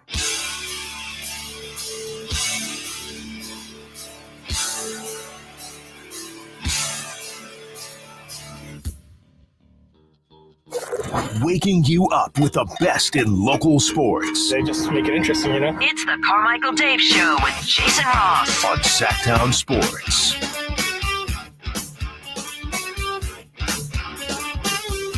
The chat's actually pretty good after that segment, but the text line, 916-339-1140. See, this is the problem. And it's on both sides. From the shockingly 209. Never met a Raider fan with a day job. Makes sense why they overrun the chat. That's mean-spirited and not true. I've met plenty of Raider fans with day jobs. We were just talking about it. There's like doctors and lawyers in the black hole. Now, I'm not saying statistically they all have a lot of I don't know. But I'm saying, see, that's likely a Niner fan being below the belt, right? But then Raider fan, delusional Niner fans, what's coming first in your quest for six? 6 Super Bowl wins or 6 Super Bowl losses? What have you all done in the last 20 years other than make it and lose? Making it. They've made it. They've won far more Sundays than they've lost. That's winning and then going to sleep happy and waking up the next day happy and then looking forward to the playoffs and then winning in the playoffs and then winning again in the playoffs and then talking about it all week and being happy and anticipating the next game and then winning that game. And now you're in the NFC Championship game and you're anticipating that. And then you win the NFC Championship game, and now you have 2 weeks where everyone's talking about you and your team and the other team. And then you got all the hype with the Super Bowl, and the Super Bowl happens. And let's be honest, the 2 Super Bowls versus the Chiefs actually are really good games. But you lose. There's no way around that. You lose, and it's crushing. But, again, that's my biggest issue. If you're somebody out there right now that truly thinks the Raiders' plight in the NFL over the last 22 years is better than the Niners because you didn't lose in a Super Bowl, you need help. Really, you need to talk. Please talk to somebody. 1-800-GAMBLER. Probably not the right phone number, but maybe they can direct you somewhere. You're not thinking clearly. AB says you want a participation. I should just do this the whole show. Just go back and forth. You want a participation trophy for making it? Yeah. It's called the NFC Championship. It's not a Super Bowl.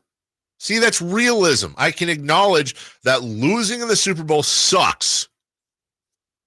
I can also acknowledge that making it in the Super Bowl is amazing. And again, if you'd rather not make this, ask yourself this question.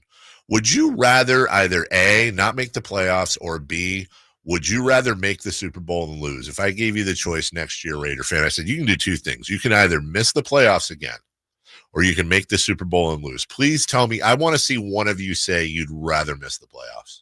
I really want to see one of you, hand to God, actually say that. Curtis says, Dave, it's not that we would rather lose and not get to the Super Bowl than lose in the Super Bowl. It's that we're not trashing other teams and fan bases on our way to losing in the Super Bowl. What? Raider fans aren't trashing other teams and fans. And again, painting with a broad brush. But come on, dude. This is the same problem we have in politics. This is the same problem we have in sports. It's the same problems we have in anything that has a tribal mentality. Your side is not, I'm going to help you out here. Your side's far from perfect. I'm going to use the Kings, the sacred cow, the one thing we all believe in. Hey, guess what I say on the flagship of the Sacramento Kings? And I'm pretty sure on any list of big Kings fans, I'm somewhere on that list. The Kings have some terrible fans. They really do. There are some bad Kings fans. There are some mouthy Kings fans that say all this garbage and make the fan base look bad. There's bandwagon, believe it or not, Kings fans. I will say, if you've seen someone on Twitter trash other teams and you're mad at that person, it might be me, and it's said as a complete joke. Oh, like you just did with the soccer team. Oh, what I would do with like the Warriors when the Kings would beat the Warriors, and this is like during the dynasty, I'd be like, ha ha ha. See, like, and then like Warriors fans would jump on just it. Lose it. Well, I think we can all agree Warrior fans are the worst. Give me a Raider fan any day over a Warrior fan. But that's what I'm saying. Like let me go back to the Kings thing. Every fan base has bad fans. And everybody tries to take, including me, those fans and paint the whole fan base that way. So when I say Raider fans are morons, there's two ways you can take that. It's a factual statement when I say Raider fans are morons in the sense of there are some Raider fans that are morons. But Raider fans are morons is of course not true. There's some wonderful Raider fans. You know who's a Raider fan? Nico and I don't know if Barbara is. I assume she is. I know Nico Rust is a Raider fan. He's not a moron. He's a teacher. He's the sweetest guy in the world. He's not a bad guy. I love him. Can't say a bad word about him other than he's a Raider fan. But that's just me hating. He's great. Every fan base. You can't use the sword and then the shield at the same time like that. Well, you guys trash other teams. So do you. Not you, maybe. That's another thing is if you hear someone like criticizing somebody and you're like, well, I've never done that. We're not talking to you. No, we're not. Right. Exactly. We're not talking to you. So, and if you're sensitive to it, that tells me that maybe there's a reason for that insecurity. Is that you? I hate when people say that I'm Raiders fan. They assume that I'm just this jackass that talks crap to everybody. Meanwhile, MC's a Bears fan. I don't know what to say about the Bears. I actually have no issues with Bears fans. Bears are actually a fan base I tend to enjoy because Bears fans are like Bears fans are how Raider fans in my mind should be. Bears fans are like, once we get a quarterback. Yeah. I hope he works. If you're my age and a Bears fan, you've never had a great quarterback. We've talked about that before. That's why there was no. What did it, I got killed for it. Who was the Justin Fields? Is he still with them, by the way? Or did he go somewhere? I can't even remember. So Justin Fields was like the end all be all. And dude, the day he got drafted, I still remember this because I still have scars on me from Twitter. Oh yeah, Steelers. Thank you. Yes, he was. And I tweeted out that there's 0% chance Justin Fields is going to be successful with the Bears because he's literally part of the two worst programs for quarterbacks. He went to Ohio State, which if you look at their record in college football and their quarterbacks and how they fare in the NFL, and Joe Burrow doesn't count, he transferred, they're the worst. And then look at the Chicago Bears. Dude, the Chicago Bears, everybody points to Jim McMahon. Here's the secret. Jim McMahon was not the greatest quarterback. He was good enough. He was fine for the greatest defense of all time. Exactly. He was good enough to not get them killed. He was not a great, it's kind of like Joe Namath. Go look at Joe Namath's numbers. Not as good as you probably think he is unless you lived in that era. The Bears' track record with quarterbacks is abysmal. And you know what? And there's two ways Bears fans could go with that. I guarantee. Number one, yeah, shut up, Dave, but you're Niners and this guy's going to be amazing and shut your face. This is why I love Bears fans. And again, the ones I've always dealt with, they're like, no lies. I agree. And I really hope we turn it around this time, and this is the mold breaker. I mean, the Nuggets won the finals. Molds will always be broken. Xander Schauffele's won 2 finals now. The Bears could have an all-world quarterback. It will, hopefully. I think it'll happen in my lifetime. We got a break from the 209. Uh-oh. Oh, Dave, I've been a KCK and fan of yours for decades. You never say anything about my team, the Raiders. That has offended me or been untrue. Tim in the 209. Hey, Tim. Appreciate you. It's always in fun, guys. Love you. We have also said a lot of things about the 209, too. We have, but I'm down for the 209. Ripping Chiefs, baby. We'll take a break. When we come back, what to watch and so much more. Don't forget celebrity birthdays and crosstalk right after this. Subscribe to Sacktown Sports on YouTube and watch the Carmichael Dave Show with Jason Ross, Stiles and Watkins, and the Drive Guys. Live Monday through Friday from 6 to 6. Plus view archive shows and exclusive content. Subscribe at youtube.com/Sacktown Sports.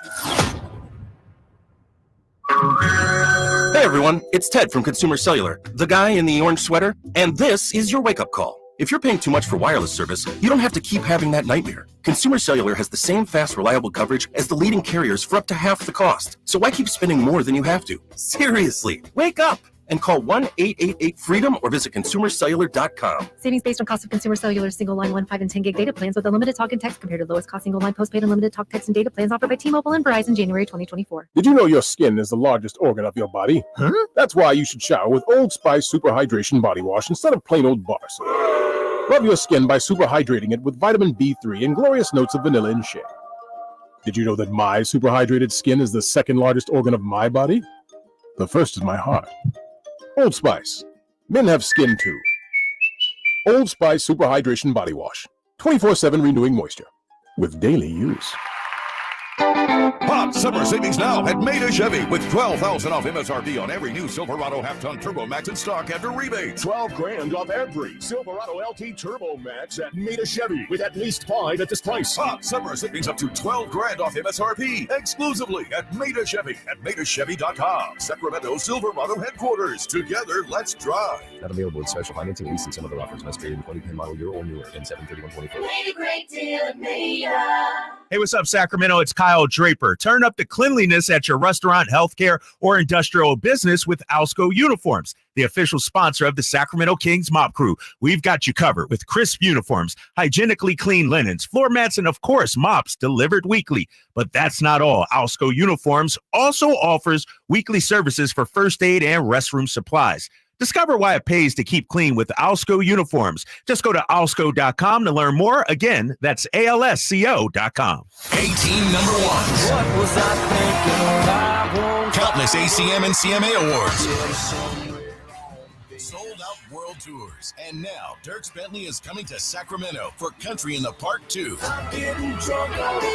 September 28th at Hart Health Park at Cal Expo with Parmalee. I love you just the way Dasha, Kelsey Hart and more. Plus line dancing, food trucks, and more. Tickets available now at CITVFest.com. Brought to you by McKee Brothers, Clemmy Reuter and Inc. and Dawson Oil Company. Hello, Sacramento. I'm Emran Pilati, owner of True Sports Cards and Collectible Store here in Rockland, California, and the host of the True Sports Cards Show that airs right here on Sacktown Sports 1140 every Saturday from 10 to 11 a.m., where we discuss the latest trends, hottest products, and deliver exclusive interviews with other industry leaders. And don't forget to visit our shop, True Sports Cards, at 6661 Stanford Ranch Road in Rockland and see what we have for all your sports card and memorabilia needs.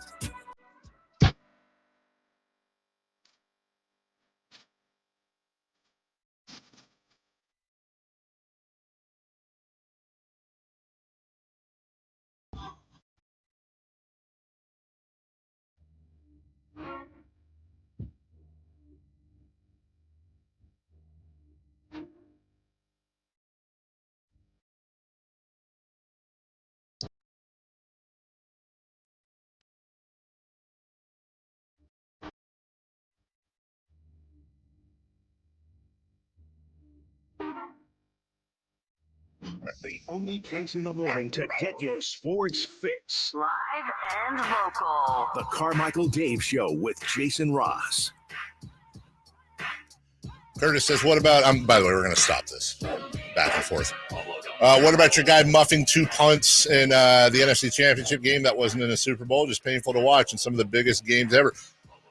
Williams? Yeah. And it took me about 3 years to forgive him and go, God, this poor guy, he didn't want to do that. His life is forever changed. That will be the first line of his obituary. I actually feel really bad for him. If I saw him, I'd shake his hand and probably give him a hug.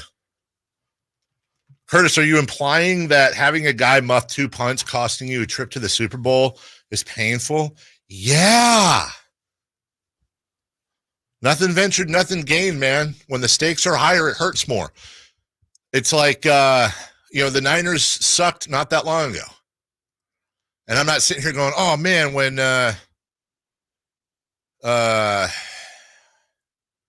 I don't know, whatever dumb quarterback we had, threw that pick in that one game, it cost us in that year we were 4-12. Notice that? Like, what are the heartbreaking moments for Raiders fans over the last 20 years? I promise you they're not as heartbreaking as they would be in the playoffs. I'm talking about on the field, not off the field. I like questions like this, by the way. I could do this all day.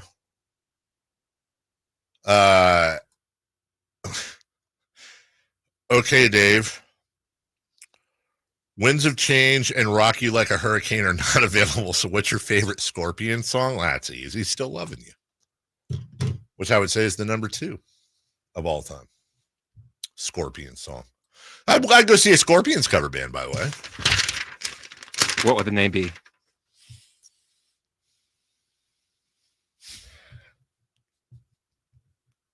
Okay, think of yours, and then I'll tell you what Nate said. But you got to get yours first.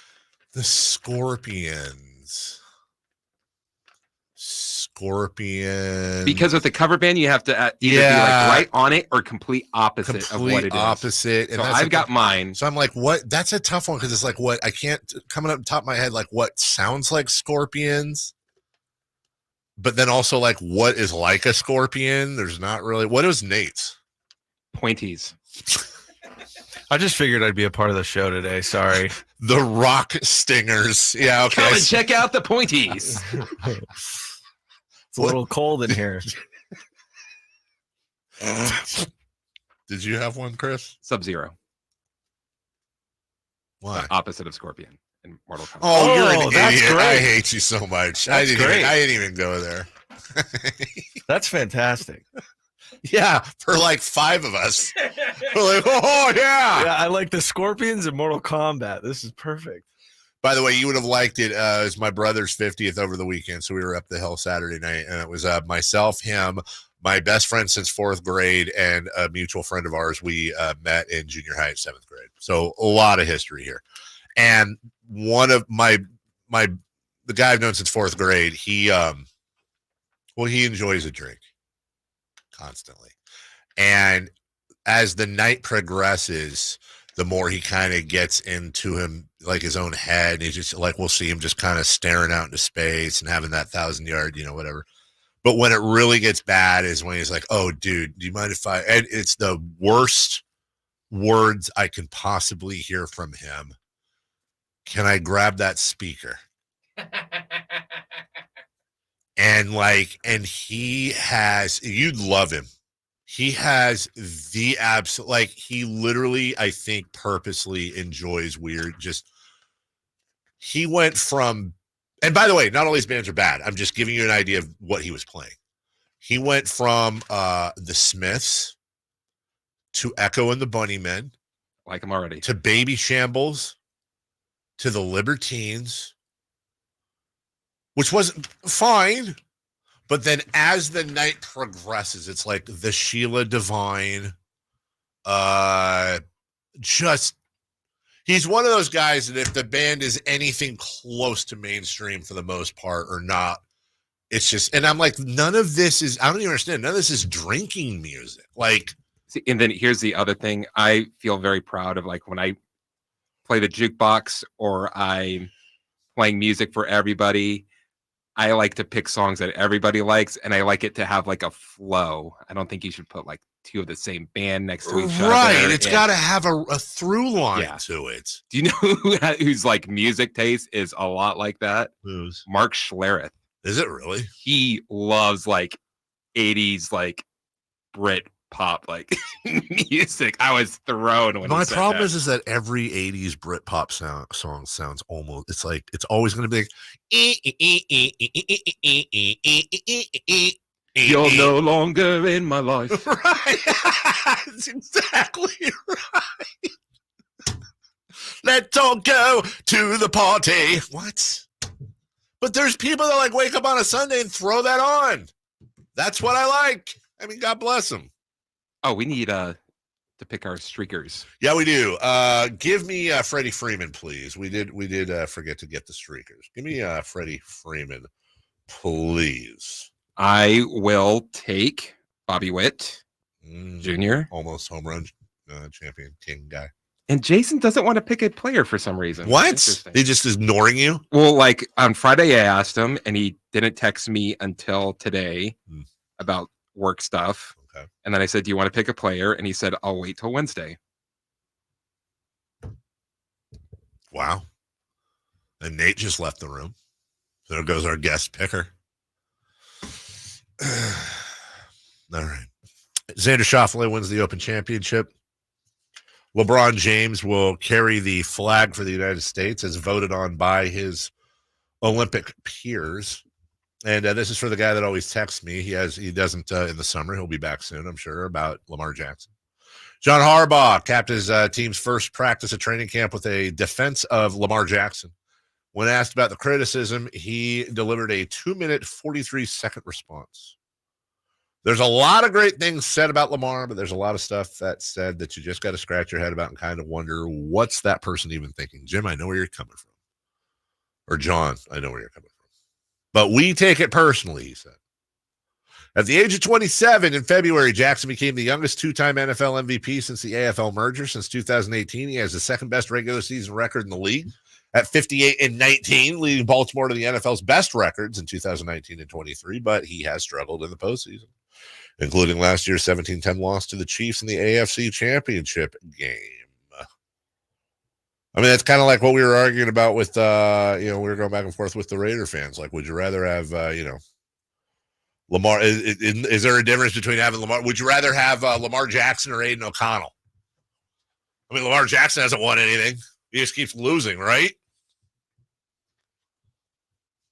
That's my big thing with the Raiders, by the way. And I got this bet that I know they'll remind me about. I think it's the Raiders they'll remind me, and we're playing the gentleman's game, so I'll trust them. It's either the Raiders either have to win 8 or win more than 8. I can't remember. It's probably win 8. And if they lose, I think I have to wear a Jamarcus Russell jersey. If I lose, and then if they lose, I forget. I think they have to either come in or call up and read a statement from me. I think there was more to it. Yeah, I think that was it. I feel like they have to change their profile pic or something. I thought I had something else in there. Because in order to take a bet, it has to be like a big deal. And it's just, hey man, honestly, I'd actually be okay with losing that bet just to see. It's like if I'm watching a bunch of people crawl through the desert with parched faces, like I want to see them get some water. That's kind of the Raider fan base. Like there's nothing to root for there. I would actually be okay. If you gave me a choice right now, winning or losing the bet, well, I'd want to win the bet just because, I would. But if I lose, it'd be a fun payoff. I know they'd go absolutely bananas in there and, draw each other pictures and put them on the fridge. But you're rolling out with Zamir White and Aiden O'Connell, and let's go. And Max Crosby and I like Antonio Pierce. I do. I don't know if he's real or not. I don't know if Antonio Pierce is motivation guy, X and O's guy, combination of both. By the way, he might be a great coach, but I'm looking up and down that roster, and even if I'm being optimistic for them, but you never know. Hey, every year, Chris, was it at least 4 teams that missed the playoffs make the playoffs? Any given Sunday. Any given Sunday, Monday, Thursday, or after college football Saturday. We'll take a break. Crosstalk and celebrity birthdays with Styles and Watkins next. The Sacramento Kings play here. He's got the triple. Sacramento takes the lead. Outstanding ball movement by Sacramento. Every triple, every jam, every Kings win. Sabonis with the jam over the Joker. He's got the three-point shot. Get your Kings fix all season long. Right here on your home of the Sacramento Kings. Here's a steal by Fox, the breakaway. He's got the rip with the left hand. Sacktown Sports at sacktownsports.com. It's better over here. If you're 55 and up, T-Mobile has an exclusive rate plan just for you. Right now, get 2 lines of talk, text, and data for just $30 a line. That's a 45% savings versus Verizon and AT&T. Plus, you can get one of the latest 5G phones free when you add a line. That's right, a free 5G phone. Experience all this and more on America's largest 5G network. So why wait? At T-Mobile, customers 55 and up can get 2 lines of talk, text, and data for only $30 a line. Just go to T-Mobile.com/choice55 or visit your local store to make the switch. With AutoPay using debit or bank account plus taxes and fees, 45% off 2 lines versus AT&T Starter and Verizon Welcome. Plan benefits vary. Free phones up to $300 off with 24 monthly bill credits and qualifying new line for well-qualified customers plus tax and $35 device connection charge. Contact us before canceling entire account to continue remaining bill credits, and if you pay off device early. See details at T-Mobile.com. There was always a crowd gathered around our dining table when I was growing up. Hi, I'm Frank LaRosa with a word about Naturewood Home Furnishings. Everyone was welcome at my mother's table, so holidays, birthdays, and celebrations always included family and friends. I used to think I was the most popular kid in the neighborhood until I realized that my friends were really there for my mother's incredible cooking. Years later, when I bought my own dining table from Naturewood, I made sure it was large enough to make friends feel welcome. And right now, during Naturewood Home Furnishings' Dine in Style sale, you have an opportunity to find the perfect dining room furniture to help you create your own treasured memories. Choose from casual to formal or anything in between. Visit Naturewood Home Furnishings during the Dine in Style sale off Highway 50 at Hazel. Look for the water wheel. Big O Tires proudly sells our own brand of innovative, newly designed tires, like the Bigfoot AT2 with improved all-terrain traction, and the Legacy All-Season Plus that keeps you on the road in any weather, with every set backed by our ProTech Plus warranty. And right now, get $80 to $100 instant savings on 4 select in-stock Big O brand tires with installation purchase. Now through July 28th. Big O Tires, the team you trust. No carry-outs, not valid with other offers. Eligibility may vary. Disposal fees extra and shop fees extra where permitted. See store for details. Insurance companies perform a very valuable service, but they want to keep their money. Although most cases settle before trial, it is paramount that the insurance companies know that if pressed, your legal team has the experience to take your case all the way. For 25 years, Ashton & Price has earned the reputation that if the insurance company isn't fair, we're ready to force them to be fair. My mom used to warn me, wait till dad gets home. Think of us as dad. The best part, there's no fee until we win. Remember, for the best advice, don't think twice. Call Ashton and Price. I'm a very active person that likes to move around and go. The pain I was in was really excruciating. It was actually debilitating. I was basically heading towards a sedentary lifestyle. I had really tried everything, but I quickly lost hope with all of the things that we had tried, and that's what led me to the Good Feet store. And when I found the Good Feet system, it really just changed everything. It brought me back to life. I have my active lifestyle back.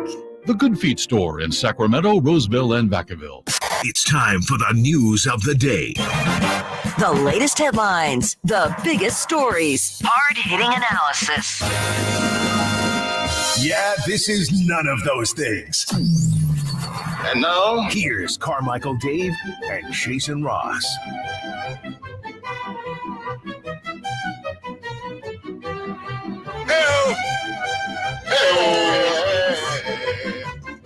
Who had these headphones in last? Not me. I believe it was Jordan McLaughlin. Yeah, how'd they swing that one? Jay, super producer, man. Jay is. Man's got powers. He does. Yeah. By the way, incredible. I saw Joft out there, the engineer. Is he still out? Hey, would you mind? I know you don't like to come in. I can't get it to work. The monitor, I've been without it. And I did the input thing, and it goes to DVI. and then VGA. It's not plugged in, Dave. Well, why isn't it plugged in? Don't pay me enough for that. This one works, but it's lame. I got the text line on my own computer now. That's what So I can access it at any time. I'm not allowed to bring in my computer because apparently it sends out 50,000 emails.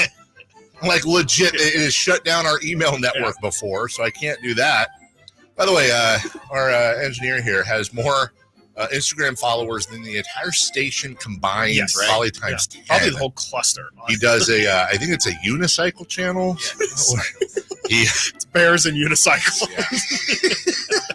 That would actually be awesome. Nothing but barbecue, bears, and unicycles. Yeah. BBU. Dave, I'm looking here at the text line. Yeah. Because now I can access it at any point in time. Are you just giving it to Raider fans every day? No, here's what happened, and you're just starting the whole thing because I literally spent like a segment and a half on this. What happens is I get Raider fans showing up in the chat, and they're all frothing because they made a bet with me. Finally, like I succumbed to the bullying. They have to win. If they win 8 games next year or more, I have to wear a jersey of their choice. I think it's a Jamarcus Russell jersey for a day or a week or something. I don't know. And then if they lose, then they have to all they have to read like a 2-minute prepared statement that I'm going to make for them. That I'll just let you. Just collective Raider fans have to make. No, they individually. It's like 4 guys in there. I think that made the bet. So every day, if you scroll up in our YouTube chat, you can see it. Like I'm just like, oh, and LeBron James will be the flag bearer today, and one of them's like, Niners suck. Dave got bullied by Raider fans or something. Yeah, I feel like you should have to wear a Raiders Jerry Rice jersey. Oh God, that would actually be a good bad one to have to wear. Yeah, exactly. Because or it wouldn't be Randy Moss. I mean, you saw the famous Randy Moss video. I am not a Raider. No, right? No, well, that's what Raider fans hate. Randy Moss. I know they should. They should. But He really mailed it in. I am not a Raider. Well, and we actually talked about that last week. It's like I get both sides. I 100% get where Raider fans coming from. He like completely tanked it, and then he goes on and like literally sets records the next year. Also, like I remember Randy saying after that season they played for the Raiders, he's like, "Dude, I'm done getting my ribs cracked by a quarterback that couldn't throw the ball, so he throw it high, cross the. I'm not running routes across the middle anymore for us to win 6 games. I'm not doing it. Screw you. I get it. Yeah, I get it. I get it. Not a Raider. Not gonna make people happy. He ain't a Raider. Anyways, hey, you went to the State Fair over the weekend. That's right. I saw the stuff. Mm-hmm. I did. How are you? How was it? It was great, but I'm poor now. Why? It is very expensive. It is very expensive. Shouldn't fairs be cheaper? It should be. That's how they get you. It's cheap to get in. And then once everything. you get in, it's a little pricey. But it was a great time. What, pray tell, as we get to celebrity birthday? Oh, we got time. A lot of celebrities today. Oh, a lot of. Okay, so we got a minute. What did you spend money on? We played games, and you got to get the wristband, so that's not cheap. You know those games are set up for your general. I broke one bottle with the baseball throwing. I did get one bottle. Okay. Mm-hmm. Did you win any stuffed animals? No, my wife won everything. Oh, okay. She beat me in the water gun one. She beat me in the ski that turns in, the horse moves based on where you put the ski. Yeah. So I lost both of those, and we got more stuffed animals because, of course, the baby needs more of them. Yeah, and then the beverages were, were pricey. I did get my deep fried Snickers, and I had a funnel cake. Well, we split the funnel. Is there any interesting food item where you would say, "Oh, that's different"? I almost got. I wanted to get the fried rice, and then the bowl is a hollowed out pineapple, so that was pretty cool. That's pretty cool. Getting that, didn't end up getting that. And then they had deep fried everything and the Monte Cristo. The mac and cheese balls we had were really good. And then they had a Jamaican male mac and cheese. Got some patties as well, so it was good. I saw a video over the weekend of a dish I want to try more than anything else I've ever wanted to try in my life. It's somewhere in Italy, and they take half of a Parmesan cheese, like what are those called? Like a wheel. Thank you. Yeah. So they cut it in half. and then they pour this like flammable liquid, but that's like edible on top, and they light it. Right. And then as soon as everything starts to melt, they drop the pasta in. exactly. Oh my God. Yeah. And then as if that wasn't enough, just this Parmesan-y goodness, they start scraping truffles on top of it. Why not? I feel like that's the greatest thing ever. Gotta be careful with truffles. Take over. You're dude. You're 100% correct. I didn't have a truffle for the first time till like a year ago. I was like, oh, we're living the high life. That's right. And it had a load of truffles. It's the ultimate mushroom taste, but also it will take over like your dish completely. That and peanut oil. That and also sesame oil is actually Sesame oil. Celebrity birthdays brought to you by Crumble Cookies. When I said overwhelming mushroom taste, I thought you It there did, you but go. I All right, Celebrity birthdays brought to you by Crumble Cookies. Nothing says family and friends more than Crumble Cookies. Also, in this whole war that you're following between Oakland and Sacramento fans, how about uncomfortable? Hey, but how about a big point for Sacramento? They crushed the Roots. They did, really. Hayward. They did. I guess they played Oakland. Really? Yeah. They're having more people should know about that. Yeah. With their situation. Yep. Nobody wins. Mommy and daddy get divorced, and the kids are the ones that they're the victims here, like the fan base. I'm going to have Casey Pratt on at some point. Should. Good day. Celebrity birthdays. Christopher Live. Speaking of Raiders, wasn't there a Raider Tim Brown's birthday yesterday? Which was worse, the fact that I called Pete Rose the home run king on the phone, or that I played golf with Tim Brown in that celebrity golf tournament, and I asked him about what college did he go to? Michigan or Notre Dame? One of the two. Notre Dame. No, he went to Notre Dame, and I asked him. I was like, "Hey, man, so do you ever still go back to Ann Arbor?" Would you get him mixed up with Charles Woodson? I mean, I guess, technically, it's not like the worst question. He let me know. But he let me know for the remainder of the round. Yeah. Let me know. He's a good guy. He's also 62. I know that. You probably have a better frame. We talked last night. He's 60 on the nose. I'm going. 57. I answer the phone. I go, "Hi, Tim Brown," really loud, just in case anyone can hear. Chris Watkins is the closest. 58. Okay. The other Tim Brown. Right. I got you. It is Willem Dafoe's birthday today. The Willem Spider-Man. The actor. Willem. Not that famous meme now. Cruise Control. Green Goblin. He's got it. It's one of those. He's going to be like 73. I think he's 75. It's fairly wrinkled. Did you just try to do a Willem Dafoe there? Or was that just how you talked? It was kind of a Willem Dafoe. Yeah. 68. No. Spider-Man. That was a little. What was yours, Alan? Yeah. My guess? Yeah. 75. I don't know what either. Chris Watkins closest. Skeletor. He is 69 today. That was a little Skeletor. Skeletish. Spider-Man. Also today's birthday, John Leguizamo. I think you mangled it, but he's a Leguizamo. Leguizamo. Yeah, okay, I misheard it then. He's 60. No, Spider-Man. 60. 64. So 264s and a 60. Sure. Ironically, every single one of you could be correct because he was either born in 1964 or 1960, meaning he is either 60 or 64. That's the greatest guess in the history of celebrity birthdays. We don't know. Is he like Danny Almonte? Well, he's born in Colombia, and on the Wikipedia page it says born in either 1960 or 1964. Those were our guesses. It's a Buddy Hield situation. You're never beating that. Wow. What's coming up on the Ye Old Show? Yeah, we are getting into the Brandon Ayuk situation. Giants, should they be buyers or sellers? And we take the Twitter conversation that a lot of people have been having. Boogie versus Sabonis. Who would you take and who's better? Oh, God. That's going to be a second. All right. Well, everybody put on your gear and your helmets for that one. 1-800-912-1140. 1,000 watts. Trying to find out where to catch your favorite team's games? Fan of the Kings, Niners, and the NFL? Well,